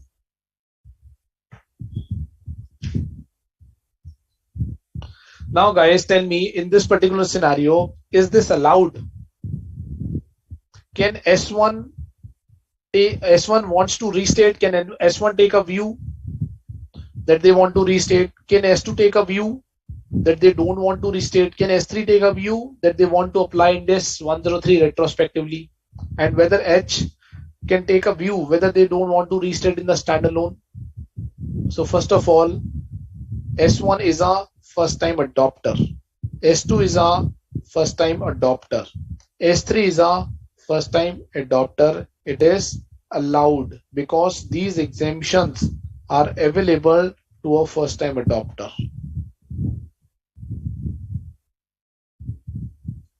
Right? Can H take a view? Yes, H is also a first time adopter. Right? So it is allowed. In the console financial statement, H wants to restate. Is it allowed? Yes, allowed.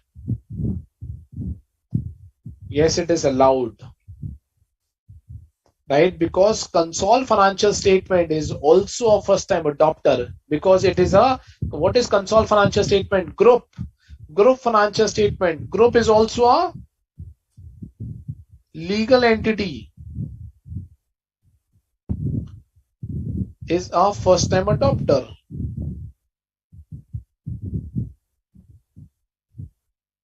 Right? Legal entity is a first time adopter. Group is also a first time adopter.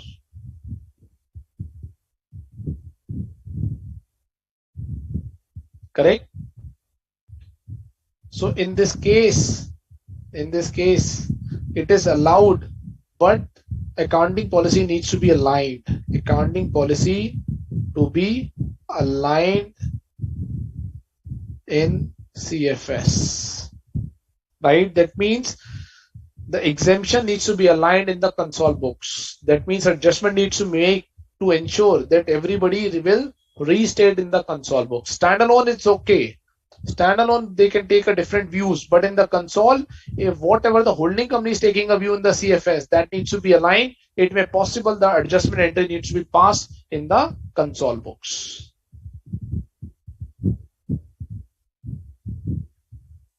Okay, Jay Srivastav is saying that financials will not be a meaningful since every subsidiary is taking a different view. No.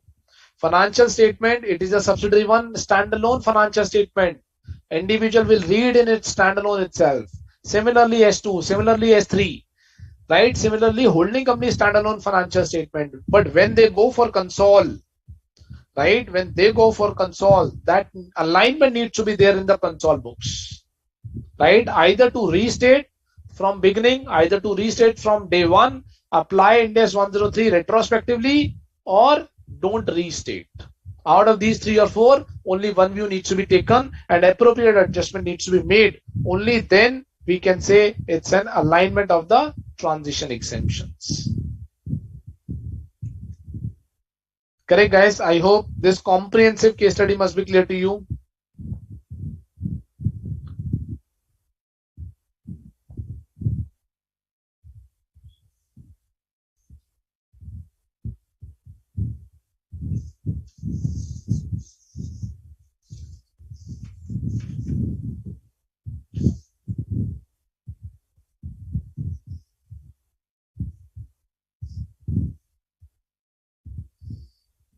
Jay saying, do not reset at carrying value is an exception to the fair value thumb rule. Jay, you have not read the full sentence. What we have written. Subject to 101. Here also I should write subject to 101. Right? These are the thumb rule for each standard. Indes 101 is entirely a exemption standard. Don't go in past, take the fair valuation on the transition date or carrying value on the transition date and move on in the life. That becomes a deemed cost.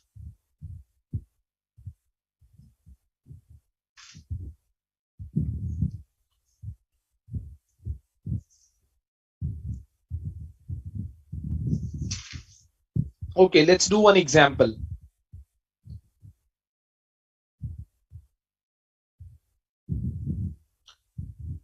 Question number 6, page number 6.17. A Limited has a subsidiary B Limited.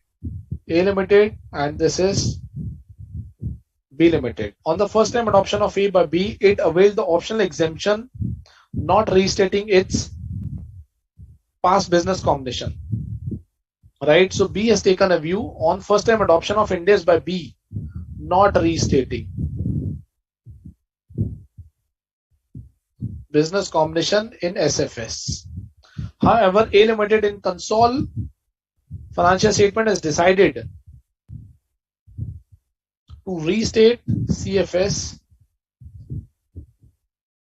restate all the past business combination, restate business combination. Whether the amount recorded by the subsidiary need to be adjusted in the consol books of A, considering that A Limited does not avail the business combination exemption. So first point, whether it is allowed. Yes, it is allowed. Yes, different exemption can be taken in standalone financial statement or the separate financial statement, right? Second point, CFS of group, right? This is also a first time adopter, right? So A Limited can restate its past business combination, right? But appropriate adjustment needs to be made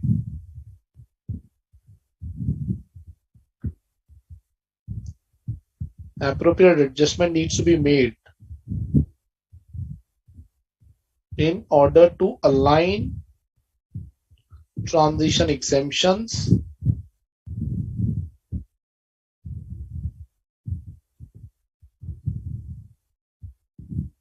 in CFS.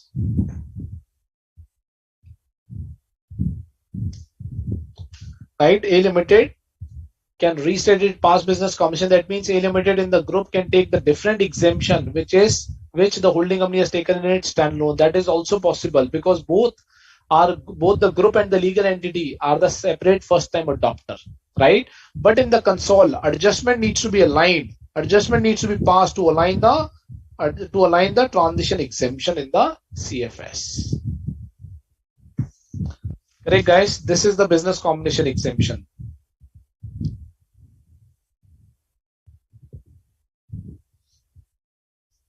Correct? Let's move on. Then we have insurance contract exemption. Very simple exemption.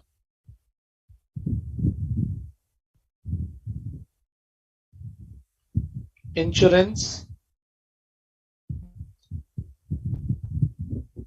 contract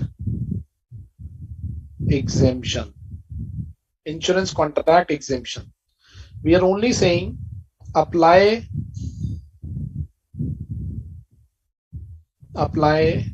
Ndas 104 on the transition date. Apply Ndas 104 on the transition date. Right? Ndas 104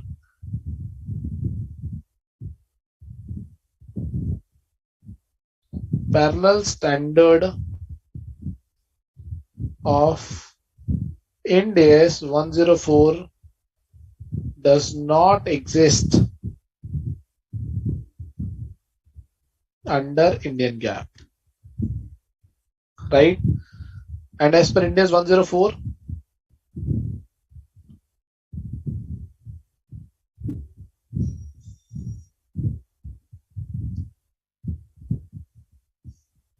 recognize all assets and liabilities as per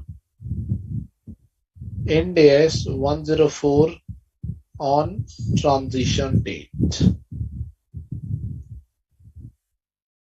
Right? First of all, Ndas 104 exemption. Right? Insurance contract. This is only applicable to the insurance company. Right? And insurance company, we are saying Ndas is not mandatory. Ndas is not mandatory. Ndas not even mandatory. Ndas is not even applicable as of today. Right? But it may possible. What is possible? Holding company, right? This is subsidiary company. And this subsidiary company is an insurance company. Correct? So holding is applying Ndas. Holding is applying Ndas. Subsidiary company will prepare under financials Indian GAAP. But to facilitate CFS,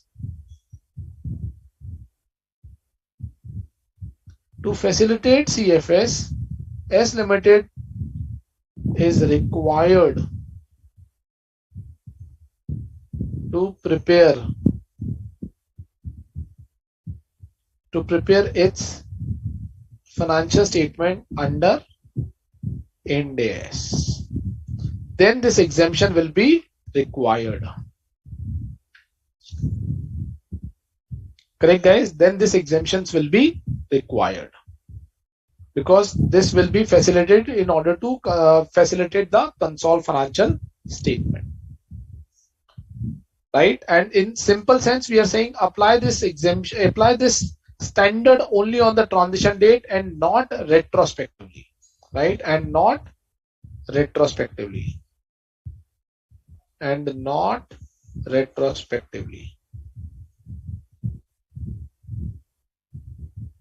Correct? This is what the exemption is.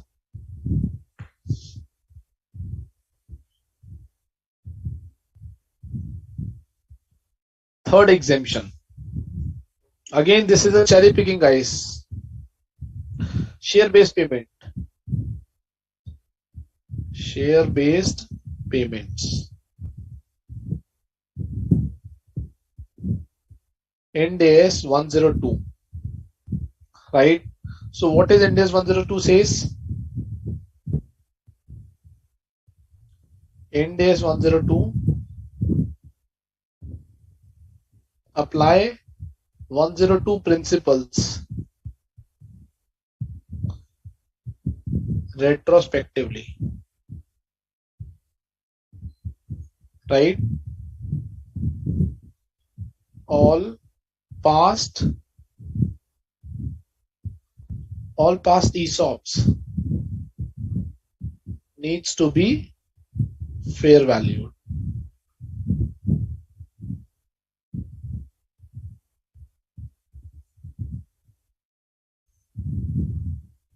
Right? What is the exemption?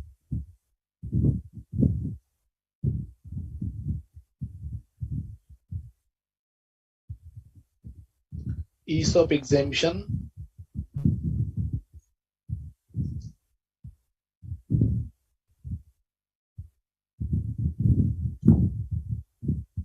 Do not apply Ndas 102 on those ESOPs which have been vested before transition date. Right? Do not apply. जो transition date से पहले waste हो चुके हैं ESOPs, don't apply Ndas 102 on those ESOP or those ESOPs, right? But recommendation is, standard is also providing a recommendation.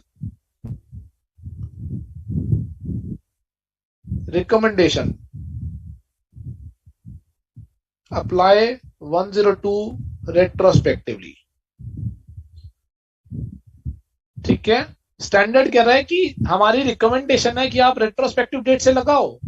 But what is the exemption? If a company don't wants to restate for the past ESOP which has been vested prior to the transition date, which has been vested before the transition date, the company can take the exemption not to apply Ind AS 102 on those ESOPs, right? This is what the exemption is, right? Let me take an example. Number of ESOPs, let's say 1000, right? Out of 1000, 600 vested before transition date, right? And 400 to be vested in future, right? So here management may opt for ESOP exemption. What is the exemption? Not to apply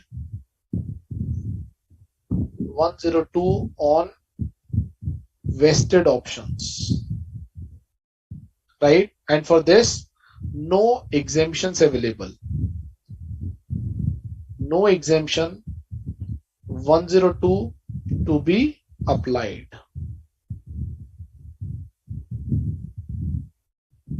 Are we clear, guys? Simple exemptions.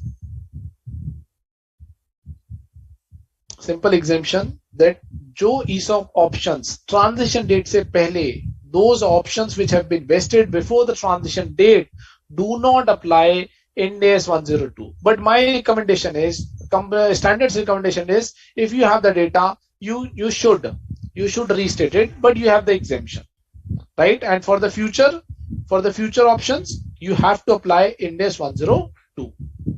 This is what the exemption we have in respect of Ind AS 102, guys. Right? Okay.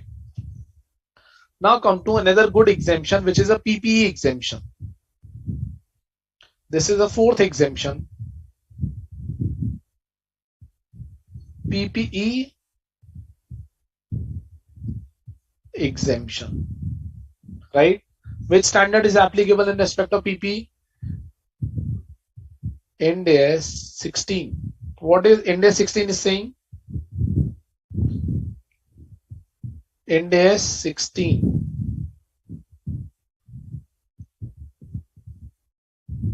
Apply Ind AS 16 retrospectively, right? Ind AS 16 is talking about component accounting.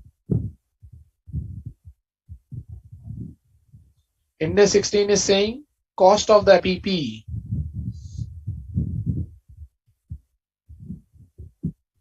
to be computed as per Ind AS 16. Assets needs to be depreciated as per useful life.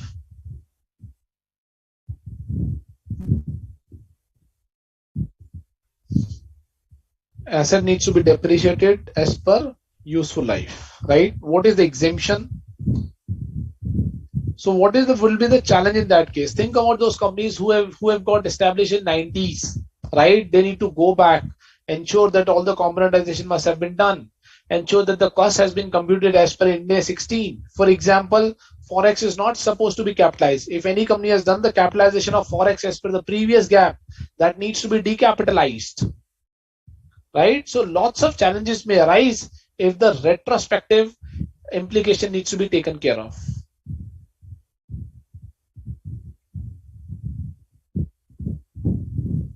Correct? Okay, so what is the exemption? PPE exemption, right? So two exemption has been given. One is fair valuation, fair value, and second one is carrying value. What is fair value?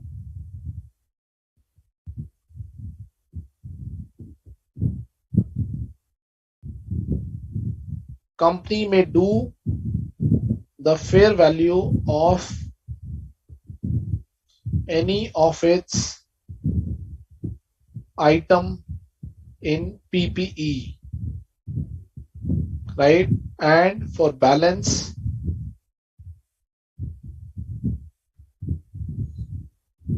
apply Ndas 16. Okay, Jay is asking Ndas 102 not apply to the vested before the transition date. Then which standard to be applied? There is no standard need to be applied. Carrying value will be carry forward, right? Those option has been gone, which has been vested. So I will not recognize. It may possible that I have recognized the expense on the carrying value, intrinsic value, right? So that will be continued. I will not going to restate. I am not going to touch the past period.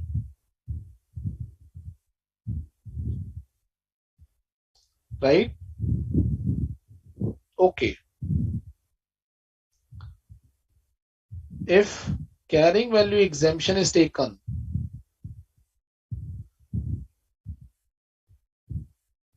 then it will be applied for all items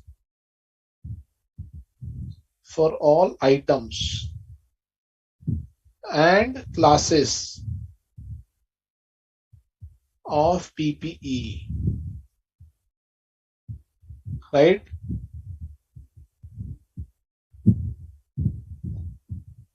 Pick and choose of item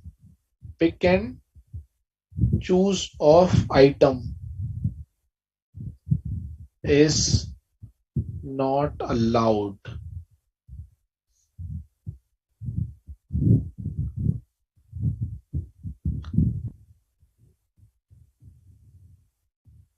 Pick and choose of item is allowed, right? C point.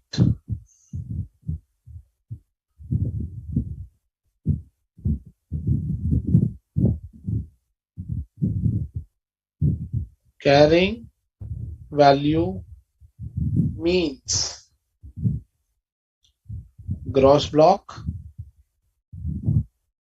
minus accumulated depreciation minus gross block minus accumulated depreciation and minus impairment loss.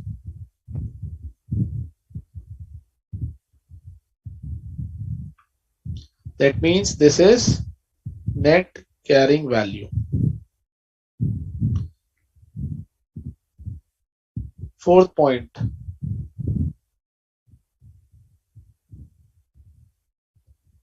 Impairment loss recognized in past shall not be reversed in future. Impairment loss, जो ये impairment loss है, that will not be reversed in future.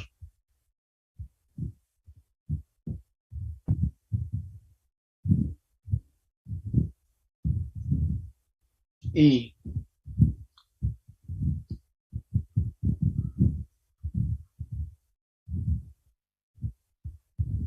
Any other consequential adjustment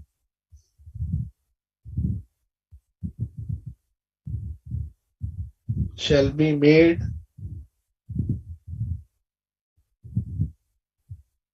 arising out of other standards.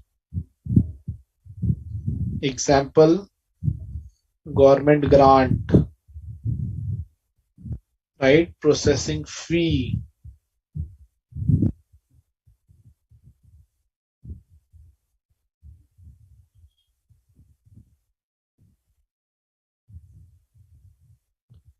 C point. Past year revaluation.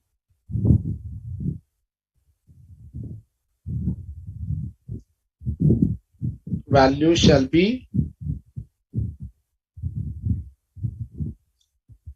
can be taken into consideration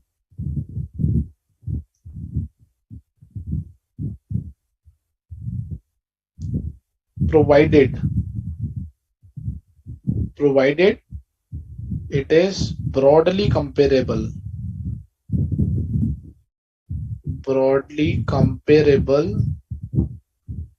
with fair value on transition date.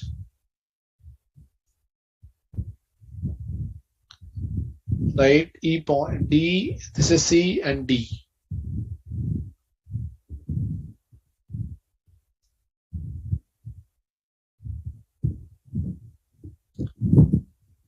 Any other adjustment arising from other standard shall be adjusted in retained earning.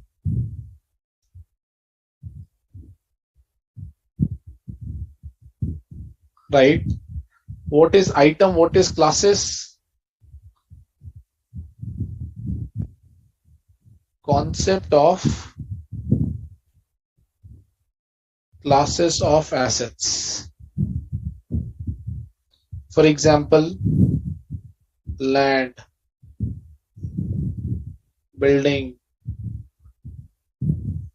vehicles, computers, office equipment. These are classes. Right? Building can further be divided into office building,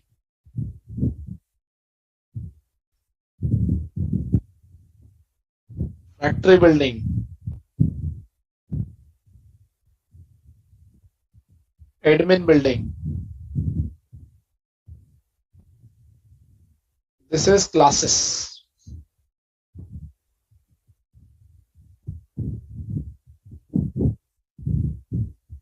Right? This is classes. What is the class of assets? What is the item? Concepts of item of assets. For example, land.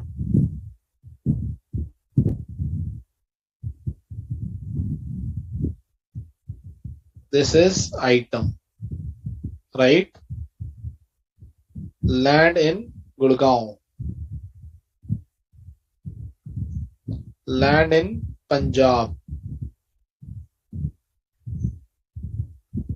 land in US. This is item. Quantity 1, 1, 1. Right? Computers.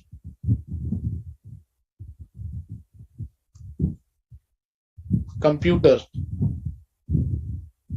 Dell laptop, Apple laptop. This is classes. Vehicles, MG motor, Hector, Maruti, Ciaz, Maruti,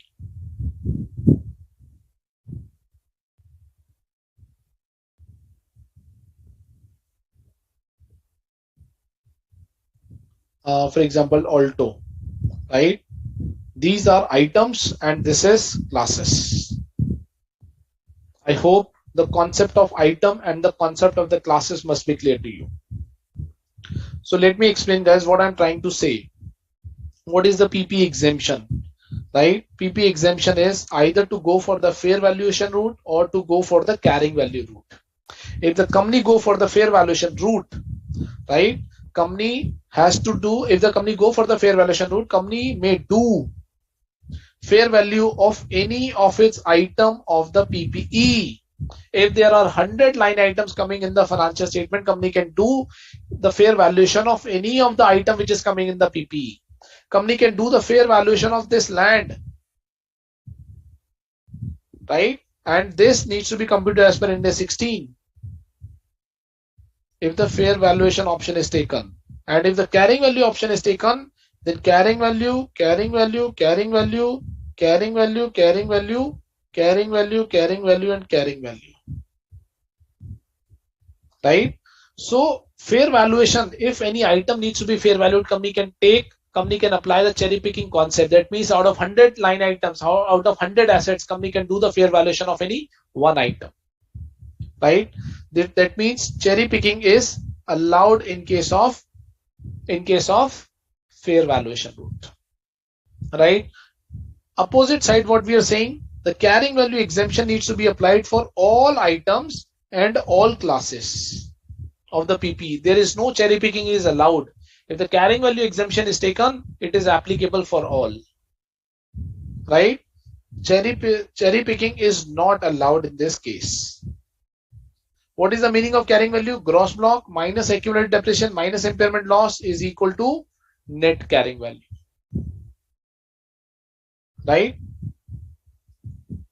Then in case of carrying value, if impairment loss in the future periods under AS 29 and under Index 36, there is a concept of reversal of the impairment loss. Reversal of the impairment loss. Then if the carrying value exemption is taken, then it will not be reversed in the future, because this got buried in this value, and we will carry forward this carrying value as a deemed cost. This carrying value, this net carrying value will continue as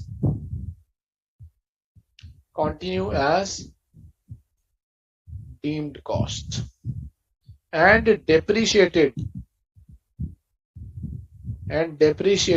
over the remaining useful life.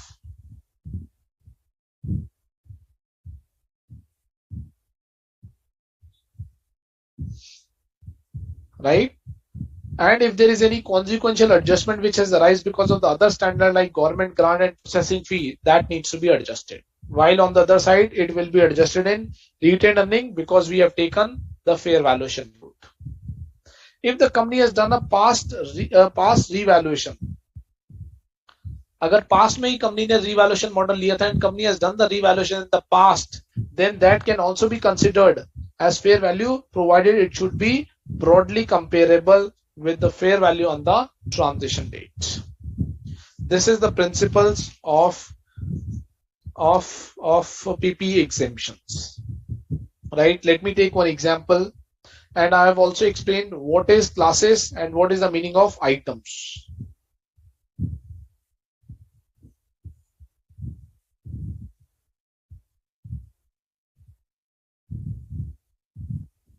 Let me complete this table.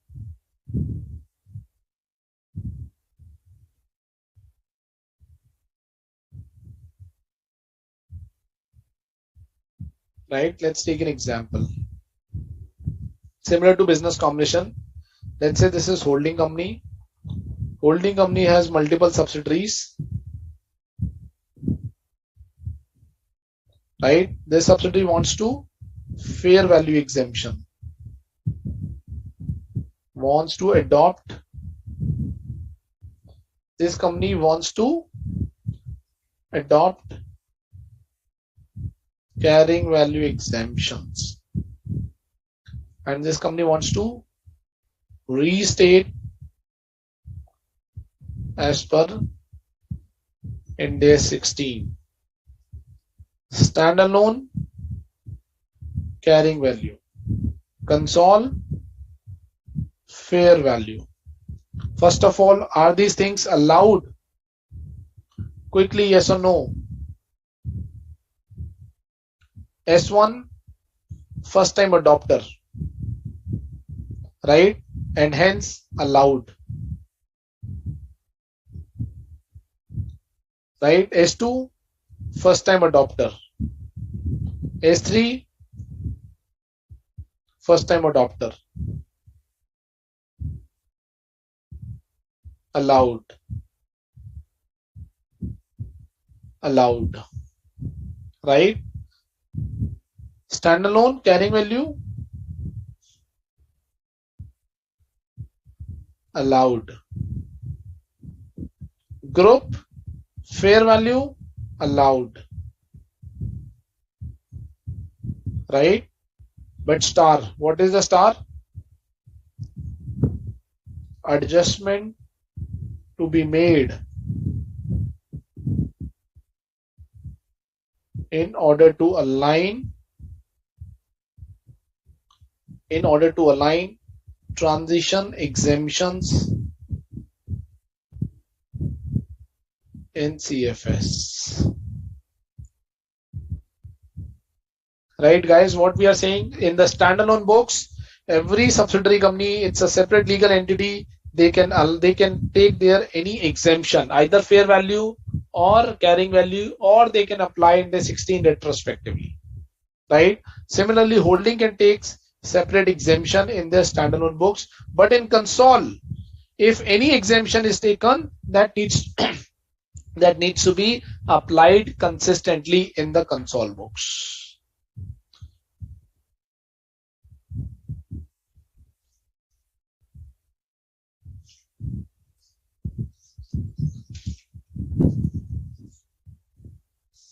Right, guys? Okay, let's take question number 8 quickly. We have limited time and we need to close this. Question number 8, page number 6.20. X Limited is the holding company of Y Limited. So this is X, this is Y Limited. X is required to adopt Ndas from 1st April 2001. X Limited wants to avail the optional exemption of the previous gap carrying value. So carrying value exemption in respect of PP, where was Y want to use the fair value as the deemed cost. Okay. Examine whether X Limited can do so for the consol in CFS. So this is, first of all, this is allowed. Second, this is also allowed. Also examine whether the different entities in a group can use the different basis of arriving as a deemed cost. Yes. Different entity, the same example which I took earlier, different entity can take different exemption in their standalone. Different entity can take different exemptions in SFS. In CFS, transition exemptions or adjustment needs to be made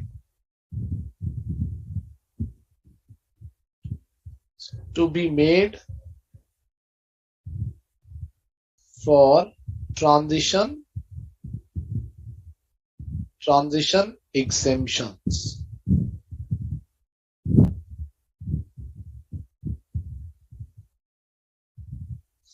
Correct, guys. This is question number 8, simple, as we have already discussed in the concepts. Question number 9. For the purpose, page number 6.21. For the purpose of the deemed cost on the transition date, entity has the option of using carrying value as the deemed cost. Carrying value as deemed cost. What is deemed cost? Deemed cost हम कह रहे हैं जो carrying value है मान लेंगे. Deemed मतलब मान लिया. We will deemed as it as a cost. हम मान लेंगे fair value Lee, so we will deemed it as a cost. हम मान लेंगे वही cost है. अगर carrying value ली, हम मान लेंगे वही cost है. That is what deemed cost is. In this context, suggest which carrying value is to be considered as deemed cost, original or net carrying value. What is carrying value? What is carrying value? Gross block minus accumulated depreciation and minus impairment loss. Right? This comes out to be net carrying value. So we will use this net carrying value as a deemed cost. This net carrying value shall be used as deemed cost. Correct? Simple question discussed in the concept as well. Next question, question number 10, page 6.21. Is it possible for an entity to allocate the cost as per the previous gap to a component based on its fair value? Okay, what is component accounting? Okay, let's say plant and machinery, or I take simple example, aeroplane. Right, aeroplane is, let's say, 100 crores. Right, it has multiple components. Right, let's say body, engine, and let's say others. There are only 3 components. Body is, let's say, 40 crores. Engine is, let's say, 60 crores. And not 60 crores, let's say this is 55 crores and this is 5 crores. Right, this is cost.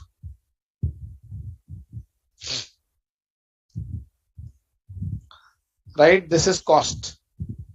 Now the question is saying, is it possible for an entity to allocate the cost on the basis of the fair value? Right, on the basis of the fair value. Let's say this is, let me change, let's say this is 60 crores, let's say this is 20 crores, and it comes out to be 20 crores. This is the fair value. Right, can I allocate this cost on the basis of fair value? This is the question. Can I allocate the cost? This is 100 crores, multiply 40 divided by 120. 100 crores multiply 60 divided by 120. 100 crores multiply by 20 divided by 120. So question is asking whether the allocation method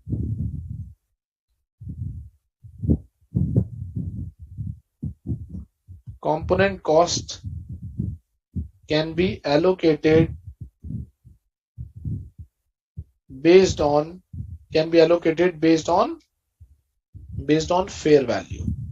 This is what the meaning is. Correct? This is the understanding of the concept and this is the answer. Let me know, guys, if you have any doubt in any of the question. These are the simple examples. That's why I'm just putting it and explaining it in a brief manner and moving on, because I have discussed everything in the concepts. Right? I've discussed everything in the concepts.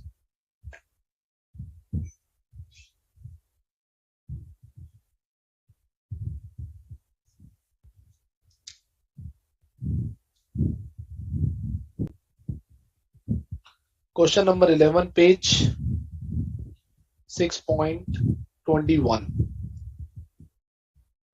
Revaluation under previous gap. So this is a case of revaluation as per previous gap. Right? Revaluation under the previous gap. Jay is asking question number 10 is as per which standard? This is a guidance as per Ndas 16. Guidance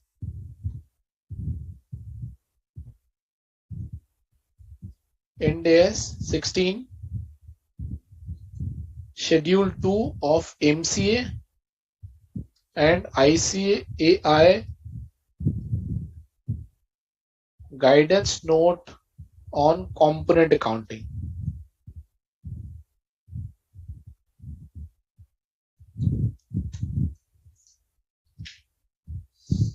Correct? Question 11. Revaluation can be considered as deemed cost if the revaluation was at the date of revaluation broadly compared to the fair value or depreciated, adjusted to reflect the general price index. Right? So what we are saying in case of revaluation, past revaluation can be considered as fair value on transition date. provided it is broadly comparable fair value on transition, provided it is broadly comparable to the fair value on transition dates. Second, period of past revaluation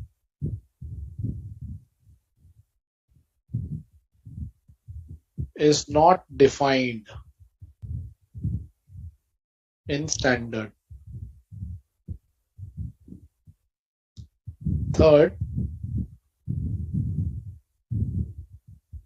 management needs to apply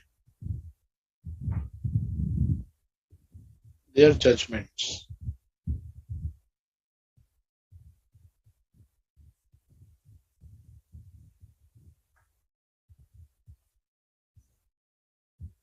So Jen is asking why we study this index at the end. Because unless and until you don't understand the respective standard, you cannot understand the exemption which is provided there. Right? That's why. Unless and until you have an understanding of the standard, you cannot understand these exemptions. Are we clear, guys, or any confusion till now?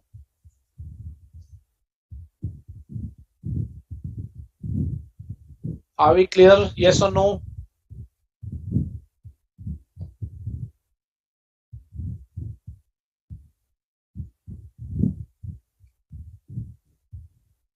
Okay. Next exemption. Cumulative translation difference. Cumulative translation difference, which is Ndas 21. Sumit, if you are not aware of Ndas 21, how can you understand the exemption which is provided under 101? Right? So it is very much required that first people understand what is the guidance available under that respective standard, and after that they understand what is the exemption arising because of 101 application. I hope this is clear to you. Right? So what is the guidance under Ndas 21? Right? Foreign subsidiary, associate or JV needs to be converted.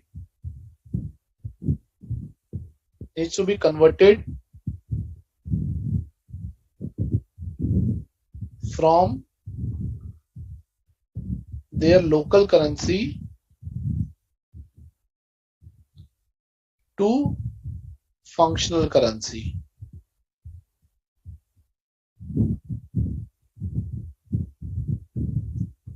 And the difference is to be, or I would say how it is to be recognized in their local currency to functional currency. For example, balance sheet, or I would say monetary items.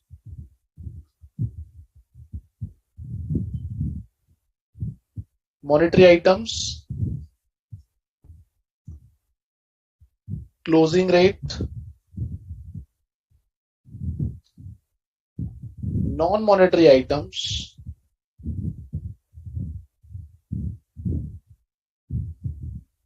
historical rate,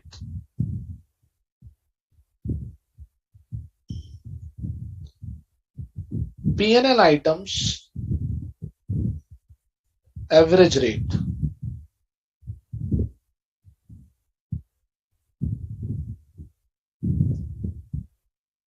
Right?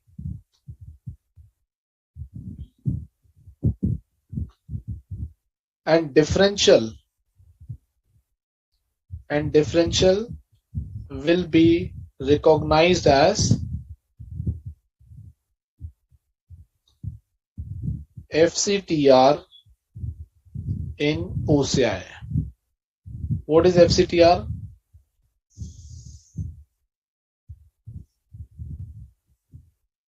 Foreign Currency Translation Reserve Account.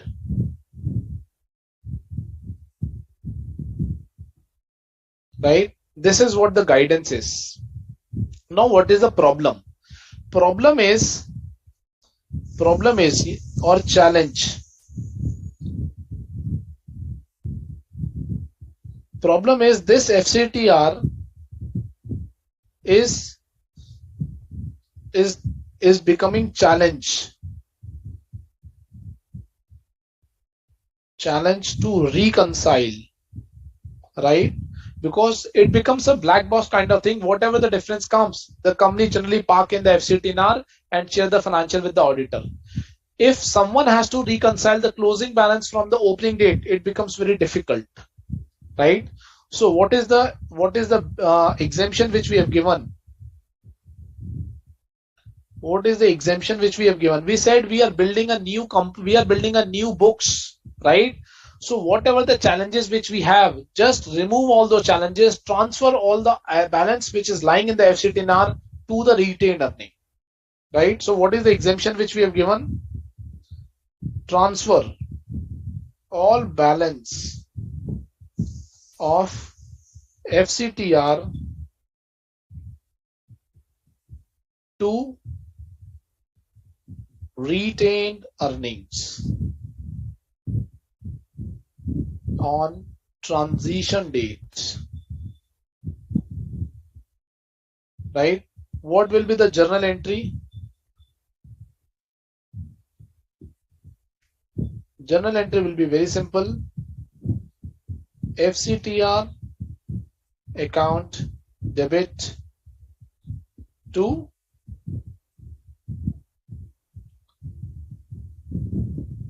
retained earning, right?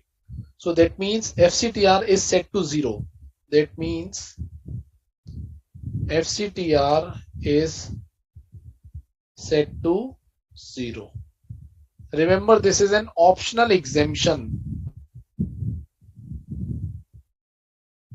This is an optional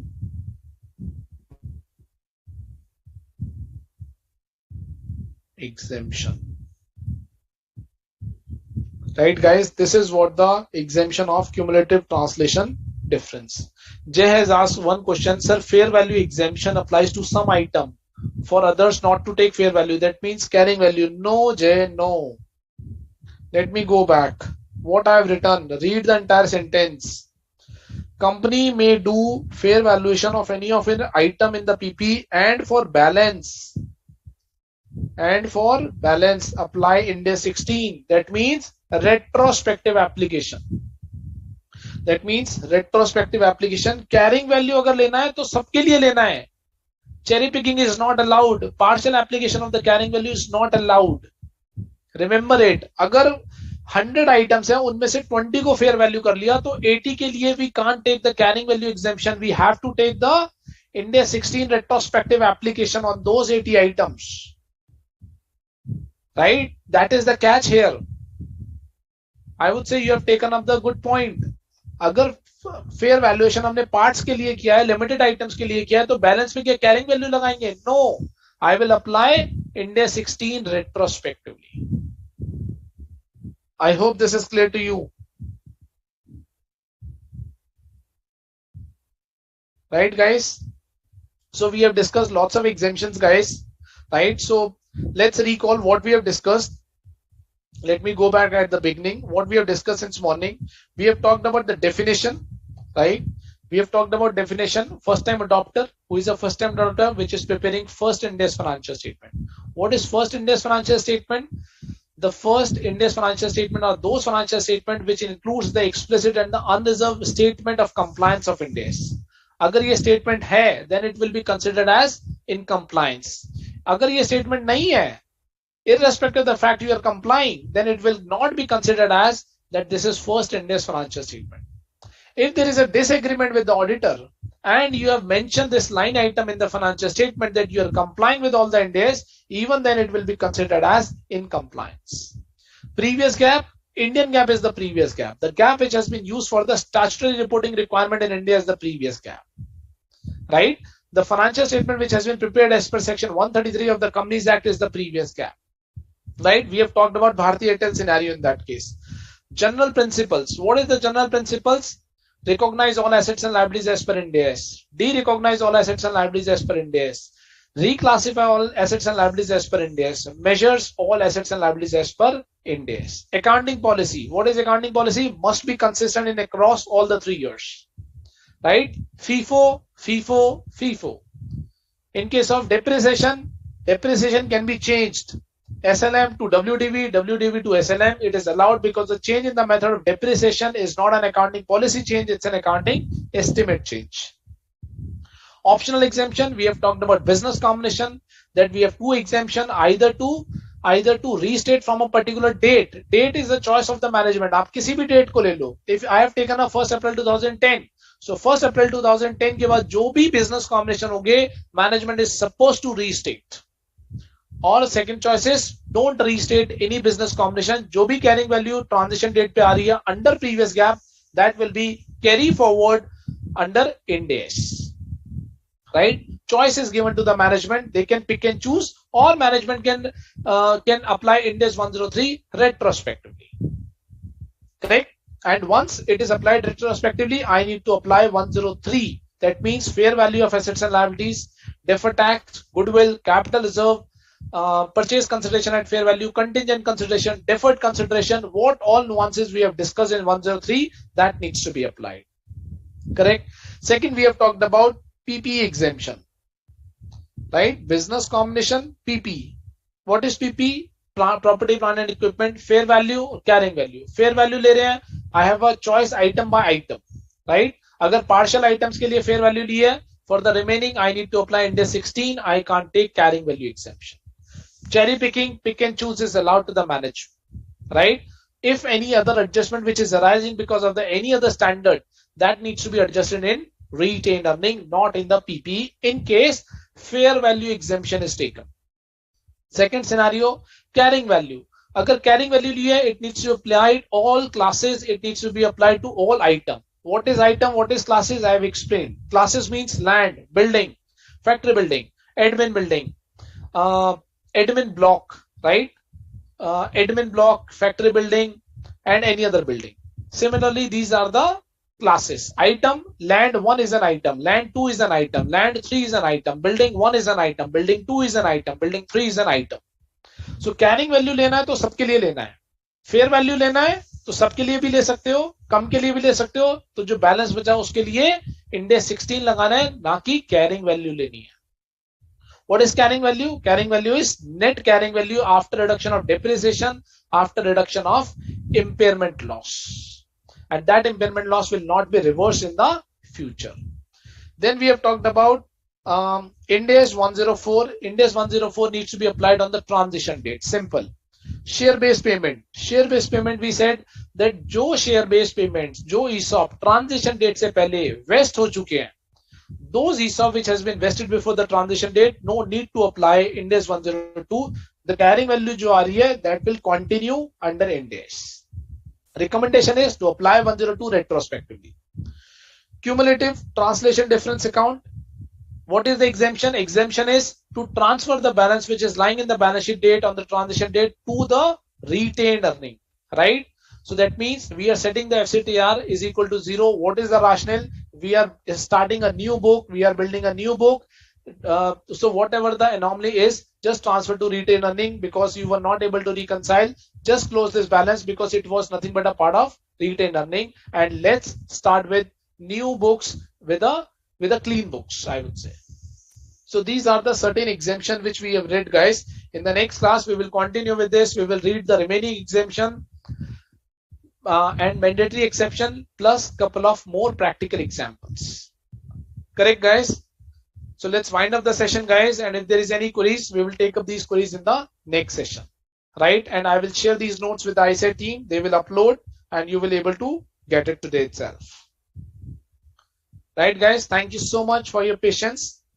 Thanks, Nisar, for your support here.